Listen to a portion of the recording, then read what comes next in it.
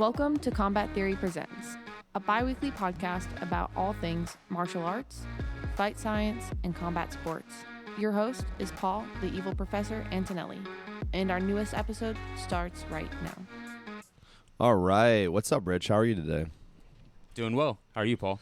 I am living La Vida Loca, which apparently means the wildlife. It does. I've seen Ricky Martin in concert. My first concert. No I'm not way. lying. How was it? It's amazing. It was amazing. How old were you? I was 8 or 9. I like how this devolved into a terrible. We just went from Welcome back. We love talking about Muay Thai and MMA, but I was at a Ricky Martin concert when I was 9. Who'd you go with? It was like my mom's friend and her daughter. And they were loving it. They were like, we're Yeah. loving it. All right. So, Rich, we have somehow succeeded and filmed 2 episodes. Or started to staying film. disciplined. Yeah, we're showing up, and I'm amazed by it. What are we talking about today? Today is about judging. As much as we can talk about judging without boring everyone. Yeah. That is ultimately my fear, is that people are going to be like watching the episode later and being like, this is the most... If you guys are driving while listening to this episode, I hope that you have a warm cup of coffee in your hand, and I hope that we don't disappoint you. A guy on YouTube once said that he watched my videos to go to sleep, and I think he meant it actually as a compliment. He said I had a very soothing voice, and I still think of it as a positive thing. Like, You should. I was like, oh, that's It's a great, little man. backhanded, but I think that's... I don't that's know, just man. true. I don't know. You know, I've listened to a few podcasts that put me to sleep too. Okay, so could you explain to me kind of, where are we going to jump off here? What do you think is the best place to start? So I've been wanting to do this. We've been talking about this. Just because coming from a coach who is now judging often, I've learned a lot, and I think there's a lot more to learn, and there's just never enough discussion. And we hear that all the time, like, oh, no one really goes out and talks about judging or talks about reffing, any of the official stuff. But if we can just open the discussion about it and then start to, define things a little more and give perspective, I think we'll have a lot more opportunities for growth, whether it's you guys are regional or someone across the country hears it, just to help the sport a little. I think, too, as from a coaching perspective, I think that, when we first started becoming friends, you were judging a lot, and I saw you at events judging, and we would have conversations where you would kind of enlighten me on, like, things that maybe I never thought about before. Mm-hmm. Like giving the judges something to score and, like, forcing breaks so that there's, a breakup in action. And we can talk about that more later on probably, but Sure. I don't know. We probably should have looked this up on what percentage of fights go to judges, right? But I would say that I have been at, especially amateur events, where it's like every fight went to decision, and then I've also been at amateur fights where every fight was a finish, right? Yeah. So it is something that is like, There's some data for, like, obviously, like, events like UFC, or you could probably find some one championship data on that. But I would say it's going to be anywhere from, like, 40 to 60% okay, of an event will go to decision. yeah, I hate to say this, but I have a feeling that in my library in the other room, I actually have the UFC's like they do like a yearly or bi-yearly journal or something where they give all that information. Sure, yeah. So I'm sure I have it. Yeah. I just failed to look that up, which I think is amazing on my part. I'm so proud of myself. Well, we have right so now. much notes that as I was reading the notes, I was like, man, we're missing a lot too. God. It gets I encourage, so if you enjoy this discussion, if you really want to know more that we don't cover, I really encourage everyone to go to the organization that you're going to fight for, read their rules, read their judging criteria, because there's a lot of information out there. A lot of it's going to be repetitive for certain sports, but again, as we'll go through some of my notes, we'll see small differences make big changes when it comes to the fight. Yeah. When you're Rich, when you go to judge, can you explain to me kind of just like how the day starts for you and kind of like how that, what is your role throughout the event and stuff like that? Yeah. So basically, for judging, just like all the other officials. You have to show up early. Okay. You have a certain call time. If again, you can find this online. Certain organizations, they'll have like a layout of what the judges are expected to do. Okay. And one of the ones that really was a game changer for me was eating a light meal before you show up to the event. Okay. And it actually says that in some of these Really? kind of judges, like, No kidding. yeah, and it's a really good tip because I had read it a couple times and it was just like, yeah, I'm gonna be there for 8 hours. I'm gonna eat a huge meal before I get there. Yeah. Or you make the mistake of not eating before you get there. Okay. Yeah, so to really kind of just start with that, I'll get a light meal. Okay. Start with a very light meal. I'll get a light meal, maybe a coffee drink, something small in milligrams of caffeine, but enough to kind of like keep me perked up because Sure. you're going to be sitting around probably for 2 to 3 hours Minimum. minimum, Yeah. before the fights actually start. Ooh. Yeah. Ooh. So then you sit down, you have your fight card. They're going to have, depending on the sanctioning body, the scorecards will either be labeled for you or you'll have to label your scorecards. You write your name, you write the date, you write what judge number you are. There's 1, 2, and 3. Okay. And you go through and write who's in red corner, who's in blue corner. Even if, obviously, if these fights finish by KO or submission, if it's MMA, you still want to write out your scorecard because you're going to have to score something even if there's a finish. We'll talk about that maybe. It's not a big detail, but it is something. So you have your scorecards. You fill them out. The fights begin. Basically, your role is to sit ringside. There's going to be 3 judges. All 3 are sitting ringside. You are not to be bothered, and you are not to be distracted. So basically, you can't be talking to anyone. You can't be eating. You can't be on your phone. You need to be awake. You need to be awake, focusing on the fights. They even state in some judges' orders to, no one can be within 2 feet of you. Okay, fair. Which at some of these shows, Impossible. impossible. The audience might be within 2 feet of you. I've had that happen, where they make it over the barricade. To really kind of get a little more specific, you're really not supposed to talk to anyone except for maybe the head official and the referee. You can speak to the ref about maybe you saw a foul that didn't get called, or maybe they called a foul that you saw didn't actually happen. You can kind of have that communication with the ref as a judge and to the head official. Yeah, I think that's an important point because sometimes when I'm refereeing, I feel weird about talking to the judges because I don't want to like bother them because I know that they're not to be bothered, right? So sometimes like when I have an issue, I'll go to like whoever the head official is, but sometimes the head official's on the other side. They didn't see it. Like it's hard to, see it from every angle sometimes, right? Oh, absolutely. Now, when you're scoring, that is a 10-round must system. Most people do what's called a 10-round must, right? Yeah. So especially here in like the Western world, when we get into some of the other scoring criteria, we'll talk about scoring a fight as a whole. But yeah, pretty much here in the U.S., every fight is on a 10-point must system. Okay, could you explain what that means? Because I think there's people that probably have heard that hundreds of times, but they don't understand what that means. So that's why I wanted to do this episode, because I feel like most major organizations really drop the ball on educating the fans. Now, if you're a hardcore martial artist like you or myself are, where we've been doing this for most of our lives, Too long. These things are very like understood and common to us. Yeah. Maybe our coaches taught them, or since we're coaches, we went out and sought the information. Or someone, you listen to somebody else's podcast or video, and you went, "Oh, that makes sense." You know what I mean? You did your film study. So, 10-point must system basically states that whoever wins the round gets 10 points. Okay. The loser gets 9 or less. Okay. So that would be a 10-9 round. 10-9 round, which is the most commonly scored round. This is where you get your decisions from. Okay. So typical fights are 3 rounds. Sure. So you score each round by round.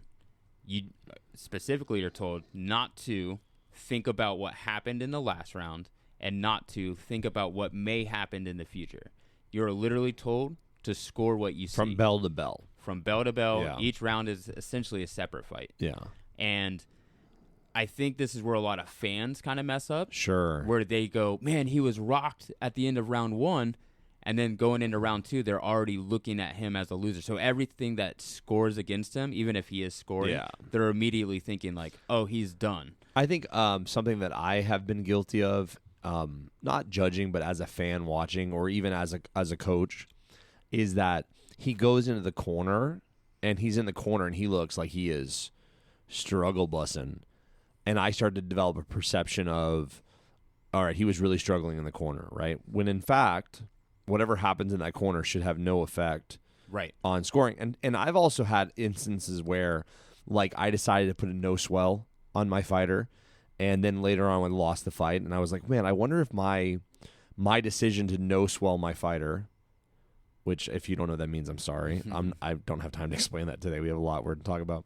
I wonder if that affected the way the judges saw the round or the next round or whatever, which it should not. It shouldn't. And again, some organizations, when you look it up, guys, I'm not going to sit here and tell you every sanctioning body's take on it, but some organizations will tell you the damage scored in the last round does not carry over into the next round unless the damaged areas get worse. Sure. So if you bust my eye open in the first round, now the next round starts. It's a whole new fight. So that basically is just the starting point. Yeah. Now, if it starts to get bigger or it's bleeding more significantly, then it's new damage. That would be new damage. Okay. So 10-9. 10-9 is most the common. most common score. What I like to talk about, because again, this may seem simple to a lot of people who are in the sport, but I still hear from professional fighters who kind of have some poor misconceptions on what decisions are. So, the types of decisions. You have your unanimous decision. Okay. This is all 3 judges score it the same way. 30, 27. Not even that. You know. They all score it for one corner. Okay. So, I could be 30-27. You can say 29-28, and the other guy can say 29-28. But if we all agree that red corner was the winner. Is the winner. Okay. That's a unanimous decision. A split decision is when 2 judges see it one way and 1 judge sees it the other. Okay. And that is a weird one that, to me, makes just total sense. You know, the judges are split, but we have a winner. Okay. In order to get a winner, you need at least 2 judges to agree. To agree, yeah. What I hear from fighters sometimes, or, you know, casual fans and stuff, is they'll watch a fight and they'll hear unanimous decision and be like, oh, it should have been split. He won the second round. Yeah, no, that's not what that means. No, he won the second round, but what they mean by split is that 2 of the 3 judges agreed, but because that, they didn't all agree. They were not unanimous. They were split in their decision. Yeah. Yes, I get you. Yeah, and I just find that hilarious because it's like you wanted the other guy to get a split decision because he won 1 round. Yeah, no. He lost 2 rounds. That's unanimous. So, again, unanimous decision. All 3 judges agree. Split decision. 2 judges agree. 1 does not. Now, beyond that, you get some more rare cases like majority decision. What does that mean? That's a good one. What is majority decision? Majority decision basically says 2 judges agree, and 1 judge scored it a draw. Okay. All right. Cool. That's interesting. Yeah. All right. How do they score a draw per round? It can happen. It's happened to me, unfortunately, a couple times. Okay. And all judges, just like all fans and all fighters and all coaches, we don't want draws. We want a winner. Even if it doesn't go your way, you want it to be decisive. A draw is just kind of an ugly situation. But the most common way to get a draw, which has come up a couple times recently for me, say I'm red corner, you're blue corner. Sure. I win 2 rounds, 10-9. You win the 3rd round, 10-8. Okay. Now it's a draw. On your card. On my card, On your card, okay. If all 3 judges see that, then it's a draw. Across the board. Unanimous draw. If we had and I'm going to say this, but I'm devil's advocate a little bit here because I feel like there's 2 sides of this. Sure. In a very close round, is that scored as in a draw round? You saw the round as a draw. Would that be scored as a 10-10 round? Yeah. Okay. Unless there's a point deduction. Okay, sure. So like then foul say or whatever. The round would have been 10-9. But then or 10-10. No, let's say it would have been 10-9. Okay. You were beating me. And then I fouled. Then you fouled. Now we have a 9-9 round. Okay. And that would be 9-9 on the whatever because they deducted that 10-point must. They deducted 1 point. Correct. All right. Let's not get lost too much in the minutia here. But it is. lot. I will say that on the few occasions that I have judged on paper, I get a little bit like, oh, I want to make sure I scored that right, you know. And again, most rounds are 10-9. Now, when you have a count, like an 8 count, so a guy gets knocked down, or a standing 8 count, that does change the score, correct? Typically, Yeah. okay. So we'll get into that in a second. All right. Okay. Cool. As far as like rule sets and scoring All right, criteria. Cool. Yeah. So we'll talk about that more. That 10-8 is a very important number when we 10-8. start talking about judging. Okay. Yeah. So we'll get into that. We'll head that way. Yeah. So just to finish up on this, unanimous draw is when all 3 judges see it as a draw. Then you have your majority draw. 2 judges see it as a draw. 1 judge gives it to a fighter. But Okay. you need 2 judges to score a winner. And then you have your split draw, where it's 1 judge, 1 corner, another judge, another corner, and then the 3rd judge sees it as a draw. All right. So can we just name those across again without explaining them? You have majority decision. So let's start from the Unanimous. top. We have unanimous decision, Okay. all 3 judges. Split decision, 2 judges see it one way. Your majority decision, 2 judges see it one way, 1 judge sees it a draw. Then you have your different types of draw: unanimous draw, majority draw, split draw. Okay. And how common do you see draws at fights? Not common at all. Not common. I would say 1 for every 150 fights. I'm not a Or more. gambling man, but if I remember correctly, the last time that I looked at this on one of the betting websites was that if you bet $100 on any draw in the UFC, it paid out $5,000. So that's a significant. It's also a dumb gamble. It's a terrible gamble, but it does give you an idea of how willing they are to accept $100 for a draw, because if they lose it, they have to pay you $5,000, Yeah. right? And if they win it, they get $100. So that it is super, super rare. All right, so we're gonna talk about different scoring criterias in different organizations or different rule sets. Yeah, where did you want to start? So I think it would be probably best to start with kickboxing. Okay. Because I think at least my generation, probably your generation too, getting into martial arts probably meant you started with some form of kickboxing, and K1 was super huge. Sure. I had insomnia as a teen, so they always played like K1 reruns and ISK reruns on ESPN channels, so I got really exposed to K1 from that. K1 rule set. Okay. Love K1. So are we going to talk when we're saying kickboxing? Mm-hmm. You know, K1 is the rule set that I guess people of are actually. I would say that I'm a little older than Rich, not significantly. You know, it's a little bit. The first kind of kickboxing I ever saw was like the long pants. Yeah. Which I think is it's one of the dark moments in our sport that we like to pretend never happened. We like to, yeah. I don't want to talk. I saw a guy the other day that was talking about kick counts, and I was like, never again, dude, never again. Yeah. Okay. So that's actually a good point you said, that the K1 rule set. Yes. So K1 was an organization, still is an organization that came out with their own rule set that hadn't quite been used before. Yes. And now other organizations have adopted their K1, the K1 rule set revolutionized striking martial arts, and even early MMA. You could make an argument has influences, and they are using some variant of the K1 rule set with added MMA rules. You know, obviously not UFC 1 through 5. There was no rules or whatever, but you know, once the organizations like Glory and you know, even Pride and some of the early organizations, they started to use some version of that rule set. Mm-hmm. So let's talk about what. Explain to me the K1 rules initially. So K1 as an organization, right? They also sanction themselves essentially, so they oversee everything. Sure. So their rule set, I'm going to simplify because this is not a rule set podcast. This is a judging podcast. Sure. But it's important to know the rules, especially when we compare it to the next organization, which is Glory. So K1, you're allowed to punch, you're allowed to kick, you're allowed to knee. Clinching is up to about 5 seconds. Okay. There's no sweeps. Okay. Now, in other organizations that have K1 rule sets, They added in or allowed. they Yes. have some kind of wavering on some rules. But that's the general ideas. You can punch, kick, and knee. No sweeps, limited clinching. And correct me if I'm wrong. Were you allowed to No elbow? elbows. No No. elbows in K1 style. Okay. Yep. Okay, how are these matches scored? So it's a 10-point must system, Okay. round by round. All right. Now, in K1, it's 3 judges. You're going to it's not open scoring. All right.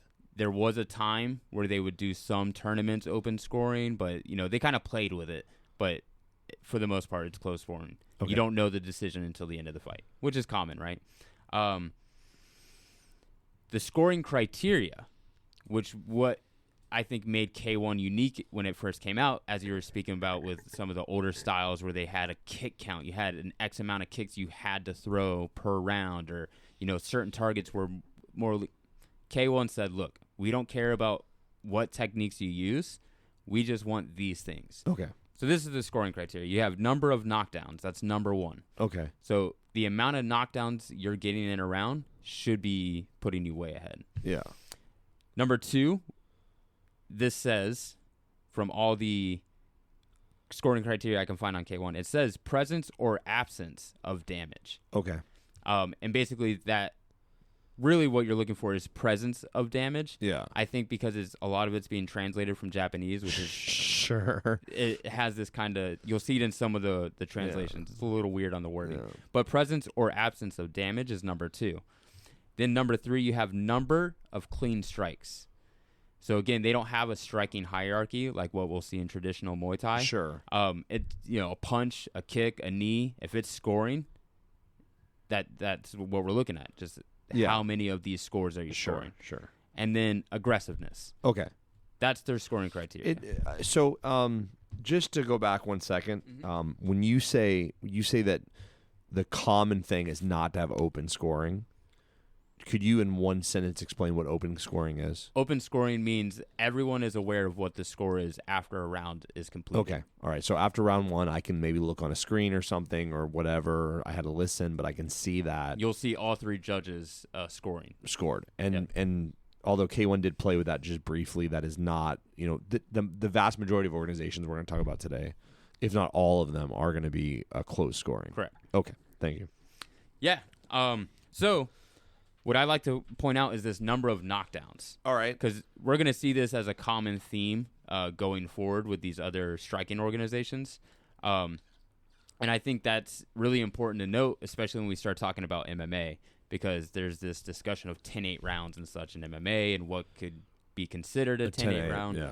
So in the sport of kickboxing, K1, even in Muay Thai, if you score a knockdown, then we're going to, as a judge, score that a 10-8 round. Okay. The only time we won't score that a 10-8 round is if the person who got knocked down was absolutely dominating up until that point. All right. So you wouldn't have to. You may not May not. score it a 10-8 round if you feel the other fighter was they use this in caps, absolutely dominating. God, this gets complicated. Let's say absolutely dominating. I'm already giving the guy a 10-8 round myself. I'm producing a 10-8 round. I'm dominant. You're or on your 10-7. way. You're on your way of winning the round decisively. Yeah. And then I get clipped in the last 10 seconds. Mm-hmm. Then I went from having 10 to you having 8 to then you at least increased by a point, right? Yeah, I'm actually winning the round now. Okay. Yeah, so this is, again... It would go from 10-8 my side to 10-9 your side? Correct. Yes, okay. Yeah, and... It's a 3-point swing, basically. Basically, yeah. And that's huge, right? That's a game changer. And that's why I really wanted to point out this criteria of number of knockdowns. Okay. Because I feel when it comes to the MMA side of things, as we'll get into their scoring criteria, they kind of look at knockdowns as important, but not the end-all, say-all. Yeah. Which, again, when we get there, of course. We'll talk about it. But these organizations... they really favor knockdowns because outside of a judge's decision, how do you win? You win by knockout. Well, what's the step before knockout? Well, knockdown. So they really favor those.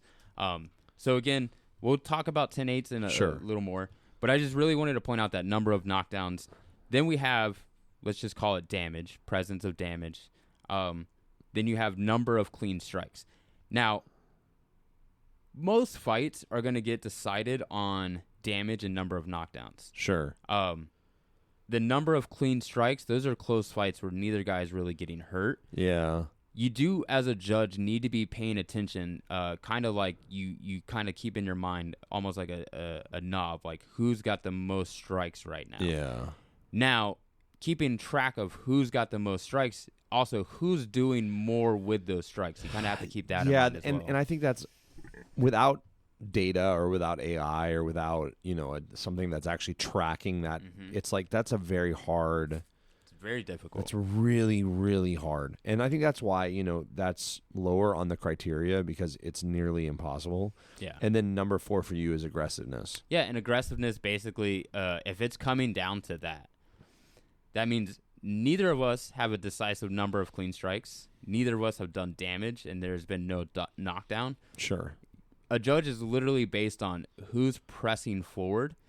This doesn't mean you're landing. This means like you're throwing, you're probably missing. Yeah. You're still making the guy back up, react, but nothing's really happening. This is why I've heard from a lot of people that they feel like it's very hard to draw for you to decide a single round as a draw, because even at the end of the day, one person has to be, even if they missed everything. Yeah.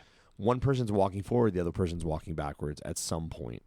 So I've heard a lot of people say that it's nearly impossible to draw a single round for a judge. But obviously it does happen. Yeah. Okay, so that's K1. K1.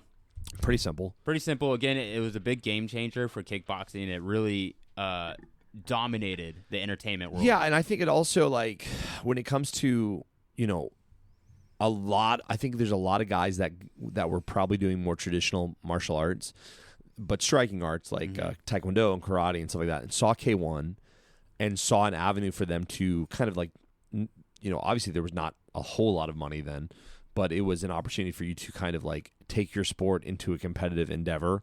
So you see a lot of like the guys that were coming out of more traditional martial arts getting into K1. Yeah, I think that was the goal of K1, was to incorporate all these different martial arts. Yeah. But even the playing field with their rule set and their scoring criteria to where it doesn't favor one style. Unlike maybe some other organizations we can talk about a little bit later. Will do. But okay, so K1 in a way gives birth to a lot of organizations, but Glory is probably the kickboxing organization that, I don't want to say today because maybe not today, but probably the last 10 years. They took the lead. Yeah. With for some striking of these, arts. with some of these Japanese organizations, you see some business Yeah. deals go through that don't work out. And so basically, K1 isn't popular anymore. Sure. But Glory comes around. Okay. And it's got a very similar feel to K1, but they do have some minor changes. Okay, so what are those? So, Glory Kickboxing, you still can punch, you can still kick, you can still knee. The clinching, they will allow you to clinch to strike, but they're looking for immediate strikes. They're not allowing pummeling. If you kind of put a K1 fight next to a Glory fight, you'll see the refs are on them a lot more about grabbing. There's even a famous fight with Artem Levin, I think it was against Simon Marcus, where Artem's continuously grabbing, continuously getting warned, does get a point deduction at one point, but even post-point deduction, he's continuously grabbing, and they really they kind of hound him, as opposed to what you would see in K1 or other organizations. So they're very anti-grabbing, very anti-clinching. Another interesting rule they had, no standing 8 counts. So in K1 and other organizations, say we're fighting, and you're rocking me, I'm blocking, but I'm not really doing anything. I'm not trying to fight back in a sense. The ref can get in the way and start doing an 8 count. And Glory, they don't allow that. Basically, if a ref stops the fight, he's stopping the fight. If you get knocked down, he'll do a 10 count, but there's no standing 8 count when it comes to Glory Kickboxing. Which, for a fighter, is very unfortunate because you're either forced to take a knee or get knocked down. To where in other kind of organizations, you can kind of rely on the ref to give you a chance to recover and fight back. You're losing the round, but you're recovering and getting back to it. I guess I have very mixed feelings about that too. Yeah. Yeah. And again, this is why it's so important to talk about it, because I think I'm guilty of it myself. Some coaches will just be like, "Oh, we got you a kickboxing fight," and then you just put them in an organization that it's like labeled as kickboxing. But which kickboxing rule set are we utilizing? Sure. And then again, what scoring criteria? That's something I didn't do until recently, and I'm learning a lot of organizations regionally can't send me a scoring criteria that I'm going to be, acceptable for. I guess we can probably talk about that more later, I guess, maybe, or why these things are so important. How many judges do they have in Glory typically? So it's not uncommon to see 5 judges really at a Glory show. Yeah, no kidding. Yeah, they do a lot of shows overseas in like kind of like the Dutch countries and stuff like that, and they're more likely to encourage 5 judges as opposed to 3. Wow. Okay. Which I love. Yeah, I mean, obviously, the more judges, the better, right? You get a more fair sense of what's happening. Fair. Yeah. What is the criteria for those fights? So again, number of knockdowns. That's number 1. They state it as overall impact, not damage. They call it overall impact. Again, language is really important when it comes to kind of like the officials. That's why if you go to these websites, you can go to the Glory Kickboxing website, you can go to the K1 website, you can look up like the rules, and you're going to see a lot of text. There's a lot of text, and that's because language is so important to everyone have an understanding. So when we look at scoring criteria, it's short criteria, but they use certain language like overall impact. Okay. To where K1's going to use damage. Sure. After that, now when they say impact, mm-hmm. do they mean like it hit hard impact, or they mean impact of like how it affected the fighter? So there's many ways you can kind of define impact. Look at that, yeah. And we have damage as part of impact. Sure. So if I get punched and my eye swells up, that's damage. That's impacting the fight. Mm-hmm. If you caught me hard to the liver and I kind of there's no welt, it affected me. It affected. I've been infected by that punch. I mean, it feels like an infection. Yeah. So again, maybe you kicked my leg. There's no welt. There's no physical damage, but you can see that it's making me change how I fight. It's making me go southpaw. It's making me limp a little. Maybe when I throw punches, there's less steam on. So that's what they mean by overall impact. And this is going to come up a little bit later when we talk about the unified MMA rules. Okay. Number of clean, spectacular techniques. That's their number 3 scoring criteria. So it's not just number of techniques. It's number of clean, spectacular techniques. And again, this is for an entertainment standpoint. If we're in a close fight and we've landed the same amount of strikes, but I threw an axe kick and a back kick, I'm, according to their criteria, should be in the lead. If it's close, but I've thrown a couple more clean and landed a couple more clean, spectacular techniques, I should be leading the dance. My friend Asa Tenpao fought in Glory, and he's very flashy. He does a lot of spinning things and a lot of whatever. And I think that you could see that some of the fights that he won, he looked, I don't want to say prettier for the lack of a better word, but he pulled off really impressive things. That's why they called him like the American Ninja. Or whatever, right? But and again, this as a coach, you got to look at your fighter and says, where does his style play fit best? Yeah. Which rule set? So after that, then you have your number of standard techniques. Okay. And then the final one, aggressiveness.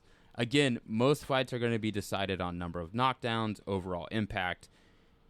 If we're having to look at this spectacular technique criteria, it's a very close fight. And then again, we have to keep in mind, well, it's a close fight, but he threw, a tornado kick that landed off, the liver. This is also, I'm gonna correct me if I'm wrong, but this is unlike K1. Glory had the ring generalship, right? Like who was the general of the ring was Yeah. the thing I always thought was a funny way to say it, but It is. that's ring dominance, correct? Yeah. So again, your language, right? Yeah. That's really important when it comes to these criterias and stuff. When we speak of ring generalship, Yeah. again, they have aggressiveness ahead of that, and then it's ring generalship. Yeah. So basically, if it's down to ring generalship, nothing has happened. No action has actually happened. Nothing has landed, and neither of us have really thrown much. What they really, We looked at each other really really dominantly. yeah. And here's the thing: in most kickboxing fights, because I try to find examples, most kickboxing fights, most Muay Thai fights, there's action to score. Yeah. I've only found examples of this in MMA fights where not a lot happens and they probably go down to that final scoring criteria. A recent Interesting. A recent one was Rose Namajunas versus Carlos Esparza. Okay, yes. Right. Rose did almost nothing. Mm-hmm. And then on the other spectrum of that class, that division, we had Derek Lewis versus Francis Ngannou. Yeah. And I got to witness that one live, and boy, was that boring. But again, not a lot was thrown. I think it literally had the lowest amount of strikes thrown in a heavyweight fight, and I don't think anyone got caught clean. No. It was one of the most boring fights. So I've seen in my life. aggressiveness is scored ahead of that, and then ring generalship. So again, if we're down to these scoring criteria as a you're judge, in the minutia, you're in the mud. and the fighters, I think, need to be looked at as like, this is your guys' fault. Yeah, I blame you for this problem. Yeah, and I hate this. As a judge, I want, just like everyone in the crowd, I want a knockout. I want an easy night of work. I don't want to have to, in my mind, do this martial arts math. Yeah. I want it to be simple. I think this is where I'm gonna get in trouble for this one. I think this is where a lot of jiu-jitsu tournaments get into like when they have the advantages, where they stalled each other out so much to the point that nothing happened. So they're like, oh, we'll give the advantage to this person, and I know that gets very hotly contested. That should not be the case in kickboxing, especially. I mean, there should be something that you hopefully should have done, you know. All right. You have a note here about scoring a 10-8 round. Yeah. Did you want to hit on that right now? How do you feel about that? So, yeah, I think this is a good point to kind of start talking about the 10-8 a little more. So a 10-8 round is one of those things in kickboxing and in Muay Thai is very common because, again, that number one scoring criteria of knockdowns. If I score a knockdown in a fight, I should be winning that fight because, again, the number one way to win is by knockout. Yeah. But if I get a knockout, then I just straight up win. So then there's the knockdown. Sure. Okay, so now I scored one knockdown. That's a 10-8 round. Say it was even, or maybe you were slightly ahead, or maybe I was slightly ahead. Doesn't matter. You have to be massively dominating that fight to not get a 10-8 round scored against you. Okay. So I knock you down. That's a 10-8 round for me. Sure. We go into the next round. It's a whole new fight now, right? New fight. New fight. You have to score a 10-8 round if you want to win. Because the next round, whoever gets that 10-9 will be the winner. We would let's say you're 10-8. Mm-hmm. I essentially need a 10-8 to draw at the second round. Yeah. And then that third round becomes the definitive Who's going to round. win this round? If you just win it by 10-9, I can win the next round by 10-9. I win the fight. You have to really work your butt off to get that 10-8, or set up a clean shot, which takes work. But you really have to go for it at that point. Yeah, you can't, and you're already if you got 10-8 the previous round. If you got 10-8'd the previous round, you were probably you're coming into that round probably slightly depleted, and maybe probably beat up a little bit at this point. I hear you. So it's detrimental to understand the scoring because I don't think it gets preached enough. But if you're down 10-8, you're down those 2 points. 2 points is massive on a decision scorecard. So you're down those 2 points. You have to at least make those 2 points up in the next round to even, like you said, get a draw. Yeah. Then you have to win the third round. So in my mind, you might as well just go for broke. Yeah, you're way behind now. You might as well just go, okay, 10-8's whatever. I need a 10-7 or a knockout. So then what would lead me to like a 10-7 round? Typically, 2 knockdowns. Okay. Or maybe I was beating you so bad that it was going to be a 10-8 round, just on the merit of how badly I was beating And then you. I got a knockdown. And then you again. got knocked down. Okay, now you don't need the 2 knockdowns to make it a 10-7, but again, you have to be absolutely dominating and have a score knockdown. a knockdown. This is one of the so we keep saying score a knockdown. I think this is important. Mm-hmm. Score a knockdown is also, at least in this organization and most organizations, a standing 8 as well. So I don't have to be down. I just have to have the judge or the referee so concerned about my health that he steps in and starts an 8 count, right? Yeah. And again, that's a really important thing to bring up when we compare K1 to Glory. Yeah. To where Glory doesn't allow Standing 8s. Now, I have seen it. I've even been there live when the refs have messed up. And again, started a standing 8. This is important for coaches and fighters to understand. Officials do mess up. Again, we're just talking about 2 kickboxing organizations, 2 rule sets. There's plenty of different rule sets these referees and judges get taught to work with. Sometimes they mess up. Sometimes they do something that's more common in another rule set than another. I have personally refereed an event, a fight where I started an 8 count, and somehow not 1 but 2 of the judges missed the 8 count. Yeah. So I've been there. It's happened where I started an 8 count, I finished the 8 count, and then there was some debate later on because of the scoring, and they're like, well, it couldn't have been scored that way because there was a knockdown in the round. And then I've only been refereeing for about a year now, maybe 2 years if you count PMT, but as a full contact for about a year. And I went back and looked at the video because even I was worried, was my 8 count not visible? Right. What was it about my 8 count that didn't score? And then I watched it and I was like, it happens. People make mistakes, right? I think my 8 count was okay. It wasn't great, but it wasn't bad. But when you're judging, if you look away for 10 seconds, that might be an 8 count. Yeah. Right? I mean, legitimately. Yeah, I mean, again, mistakes are made, and not every person doing their job is doing it the best they can be done. Sure. And even the best judges, best referees are going to have bad rounds. Yeah. Or bad fights, for sure.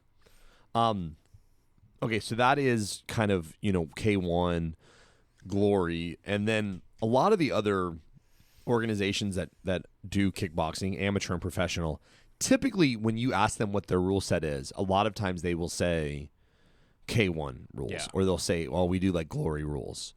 But if I were you and you're a coach and you ask someone what the rule set is and they say it's Glory rules or it's K1 rules, I would then immediately ask them for a scoring criteria, because just because they say it's K1 rules doesn't necessarily mean that it's K1 scoring. Yeah. Or just because they say it's Glory rules doesn't mean it's Glory scoring. Mm-hmm. So, and you, as Rich alluded to earlier, you're going to run into some organizations where you ask for a scoring criteria. They don't have anything printed, which is unfortunate, but it is factually the case. Yes. Yeah, and it's unfortunate because it seems so simple. I mean, again, if you're doing K1 rules, why would you not do just K1? copy. It's copy and paste. Yeah, it's not crazy. I mean, when we get into the MMA rule sets, they have the unified rules and they have the global rules. That's pretty much it. You can choose which one you think is better. In the United States, you can only use unified. So I think that's something that's kind of lacking in our sport of kickboxing and Muay Thai, is that kind of everyone's on the same page kind of thing. I think we could definitely talk about that because I have a lot of thoughts about that when we start talking about more of the MMA scoring. But we're going to travel now from K1 and Glory into the stadium or the more traditional Muay Thai scoring. Yes. Okay. Talk to me about it. I know that you have a lot of feelings about this. So this is one of those topics where the Muay Thai community, not just ours, just as a whole, sure, across the world. The Muay Thai community has a lot of debate on, because there's the purists who love the stadium Muay Thai, the traditional Muay Thai, and there's those who, more or less because of K1 or because of these other Muay Thai organizations, favor the entertainment style. Sure. So when people say, why hasn't Muay Thai become more popular, it's which kind of Muay Thai are you talking about? Yeah. So when we talk about stadium Muay Thai, it's very different. Sure. And I did a lot of research. Okay. I tried my best to come up with a list of scoring criteria, just as I did with the K1 or the Glory. But here's the thing. A lot of these stadium, like Lupini, a lot of them are officiated by Thais. Yes. I was watching one podcast trying to get more information. It was a UK official who had been trained by a Thai official. And he said out of every official in the Lupini Stadium, only one of them kind of spoke English. Fair. So there already is an issue, a Fair. language barrier. Yeah. So explaining this complex, complicated scoring criteria with a language barrier probably causes a lot of confusion. And again, it's a very cultural kind of scoring. Correct me if I'm wrong. And I don't want to sound like like egocentric or like America or whatever. That's not my intent here. Okay, but typically with K1 and Glory, a lot of times the referees are speaking in English during the fights. I feel like, right? Even when I see them in Europe, it's like, Even their Japanese referees and stuff. Yeah. They can. I mean, they're not having full conversations, but sure, they're like, they're using the command fight, words. stop, break, okay, makes sense. So I think that's a big issue with the traditional style of ties. There's just no education to Westerners, those who are probably going to be the ones who can financially blow these sports up. Yeah. So then you have your entertainment style Muay Thai. And that's going to be, in the U.S. we have like Lion Fights and Triumph. But stadium Muay Thai is very complicated. And I had a couple resources if you guys are interested. Please. You can definitely hit me up for the exact links. But the two best explanations I could find. Pause. If we're going to hit you up on Instagram, would that be your private Instagram or would that be your professional Instagram? Ooh, let's do professional. Okay, and that is? At Okay. Florida. Okay. PKB PMT. Okay. Yeah. Are there underscores there? There are underscores in between those words. Oh, my God. Okay. I'm going to read that to you. It is at Florida _PKB _PMT. You got it. Cool. And obviously, you can always hit us up at Combat Theory on Instagram. Also, you can just Google it. Hit that Google. If you just look up Muay Thai scoring criteria, Evolve. Evolve Martial Arts is a gym and an organization, and they had a great article on traditional Muay Thai scoring. But even in these articles, they make a point of saying this is very confusing and very complex. Yeah. Because of the rules of traditional Muay Thai. So I'll get into that in a second. The other source is there's a woman named Sylvia Von Douglas, and she's been doing a lot of covering like Golden Age Muay Thai, and she fights. She's the number one foreigner with the most fights in Thailand. Recently, I think her number is up to almost 280 fights, which is a lot, especially for someone who's not from Thailand. And she does mostly stadium Muay Thai, and she has an article where she had an official break down one of her fights, which covers kind of the scoring criteria. But even then, that gentleman who is an official stated it can be very confusing and complex, and there's a lot that's going on in a judge's mind. All right. For traditional Muay Thai. So, I'll just kind of point out some of the highlights. Again, I didn't have a definitive, like, this is number one, this is number two. There's speculation on these things. Okay. But there is a striking hierarchy. All right. There's certain strikes that score and certain strikes that don't score unless. There's always this, like, asterisk with certain strikes that don't score. Mm-hmm. But basically they're looking for kicks and knees to the body. They're not going to score your punch. They're not going to score your elbow unless it cuts. They're not going to score your punch unless it staggers, wobbles, or drops an opponent. Yeah. Again, it gets a little complicated. Your kicks can score if they move the person, whether they block them or not. Yeah. If it lands clean to the body, that's very, very good. Yes. So there is a striking hierarchy. I actually used to teach this to some extent, and it was on the shin check. Yeah. So everybody, I think most of my listeners probably know or are confident and they know what a Muay Thai style shin check is. So in Thailand, and the way that I was taught initially was that if you checked a kick and you looked solid in the check, right, so your balance or posture was not affected, That was you blocked that kick. Yeah. If I shin checked and I even just like hopped back a little bit, my posture's fine, but because I hopped back a little bit, I was affected. My posture or balance was affected. That would be a scoring kick, and that's one of the things that I've taught a lot, because when I teach Muay Thai, I want people to understand how shin tech is looked at. Yeah. But it's important to understand that typically in the United States, that would not be the case. Yeah. If I check the kick, whether I hop back or didn't hop back, it's a check. Yeah.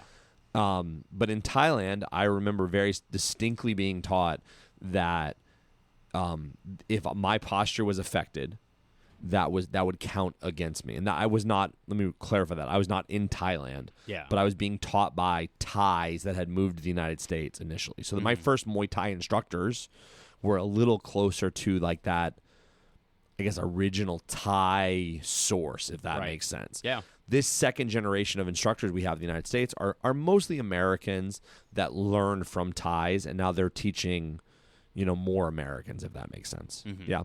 Yeah, 100%. And again, it's no knock on Thailand. This No. is their sport. It's just it's a different, and it's a different understanding. It's ingrained in their culture. They've been Yes. watching it and scoring it certain ways. And some people, even in this Sylvia Von Douglas article, they talk about the fights tell a story. Sure. And it's not just about who wins Yes. by hurting the other guy. There's certain techniques that they really favor. And again, if you want to educate yourself on that, go for it. I think it's huge. If you are one of those guys who wants to go to Thailand Of and course. fight in the stadium, I would encourage super it. honorable. I would Love encourage it. Yeah. I think that you should. Why not? In the same way that if you love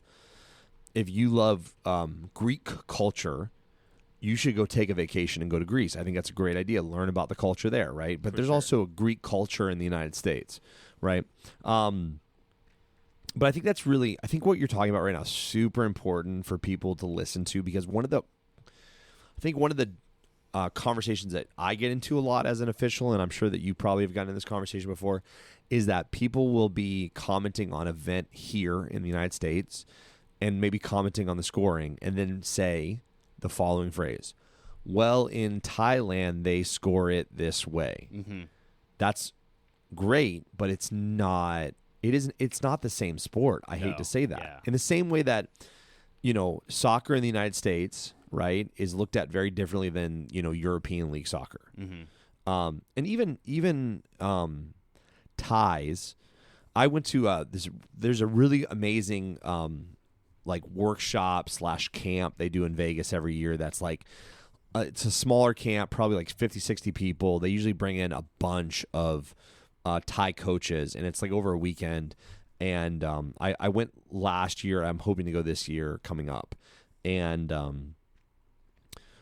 their position, the Thais' position is that the best Muay Thai in the world happens in the stadiums in Thailand. Mm-hmm. And when you can no longer compete at that level, then you go on to fight in Glory or K1 or some of these As other they organizations. call it, entertainment Muay Thai. Yeah. So there's this divide with those type of fighters where they have stadium or traditional Muay Thai and entertainment Muay Thai. Now, the money for most fighters is in the entertainment. Yeah, absolutely. But again, in their culture, winning those stadium titles means a lot more. And you might not be compensated with money, but you're compensated in other ways within your team, within your community and such, winning these stadium titles. Right.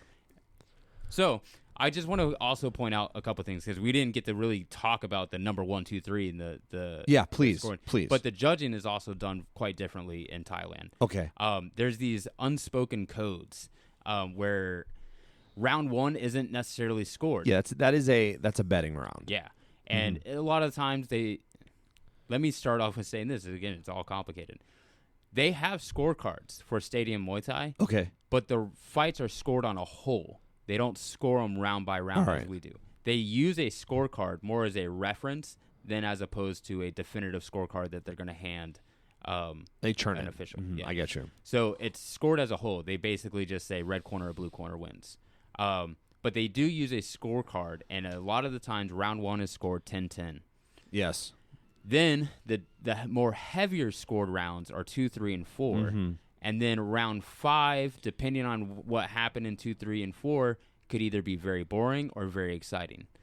And again, this is part of their Yes. culture. It's how they view fighting. It's how, there's a big betting. Betting's a huge part of these stadium fights. I feel like and I don't want to put words in anyone's mouths, but I was gonna say we talked about this a little bit. I probably before. put a lot of words. Yeah, in people's mouths. that's why I try not to. The way that has been explained to me many times when it comes to the betting in Muay Thai, and obviously you have to understand that,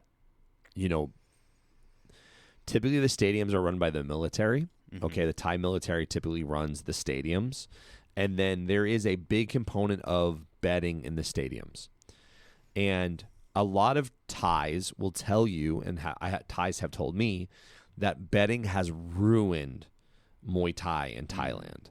And I don't know enough about it to say that. But what I will say to you is that because of the betting, like you said, the first round is considered a betting round. And if I'm one of the fighters, I need them to start betting because I get paid a percentage of what is bet, essentially. Mm-hmm. This is my understanding.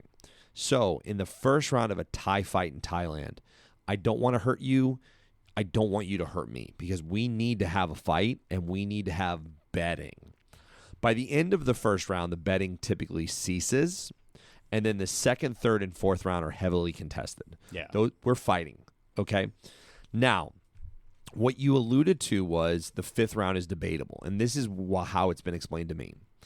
If I dominated you rounds 2, 3, and 4, Mm-hmm. it is kind of mutually agreed upon by the two of us that I have won the fight. Yeah. I'm way ahead, and I don't need to hurt you anymore, and you don't need to hurt me anymore because this is our career, and we might fight next week. Sure. Or we might fight 2 weeks from now because Thai fighters fight hundreds of times. Yeah, I think the average is 2 weeks. Yeah, so I don't want to get hurt. You don't want to get hurt. So you beat me up for 3 rounds, and now I'm going to let you kind of, move around with me and whatever, and maybe we'll show off a little bit, but I'm not going to show off because I'm losing. You're going to show off a little bit, but you're not going to hurt me in the process. We have an understanding. Now, that's not to say that it is a work or that it is fixed. That's not what I'm implying, although due to the nature of betting, there have been, and I'm sure there will continue to be fights that are works or are fixed or whatever, right? Yeah.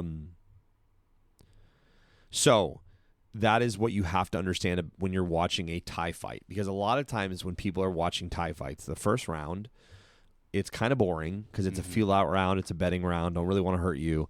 And the fifth round, after we've had a really aggressive 3 rounds, the fifth round can be kind of boring as well, and people are like, a lot of Westerners look at it and go, this is kind of lame or whatever, but they don't understand the intricacies of the betting environment. Right. Makes sense? Yeah, and I think that's a big reason why it's not popular here, or probably will never become popular, just because it's so culturally different. I don't know a single American fighter, unless they've been ingrained in that Thai lifestyle, that really wants to fight that and way. also, it's my understanding that the stadiums are now trying to eliminate betting from the stadium. So it'd be interesting to see what happens. I looked again. In my research, I wanted to find as much as I could, and you can't almost find anything that doesn't at least mention the betting aspect of Muay Thai. Yeah. Which is just, again, it's not a thing here. You don't go to the State Athletic Commission and they mention the betting for the judges. That's just not what we do. The only thing they mention is that you cannot have a financial stake in any fight. Yeah. So that's stadium Muay Thai. Sure. Now let's talk about entertainment Muay Thai. Okay. This is where probably most of our listeners are, if they're watching Muay Thai, they're watching entertainment Muay Thai. You're not going to have a 5-round fight unless it's maybe a title fight. There are going to be 3-round fights. They're scored round by round.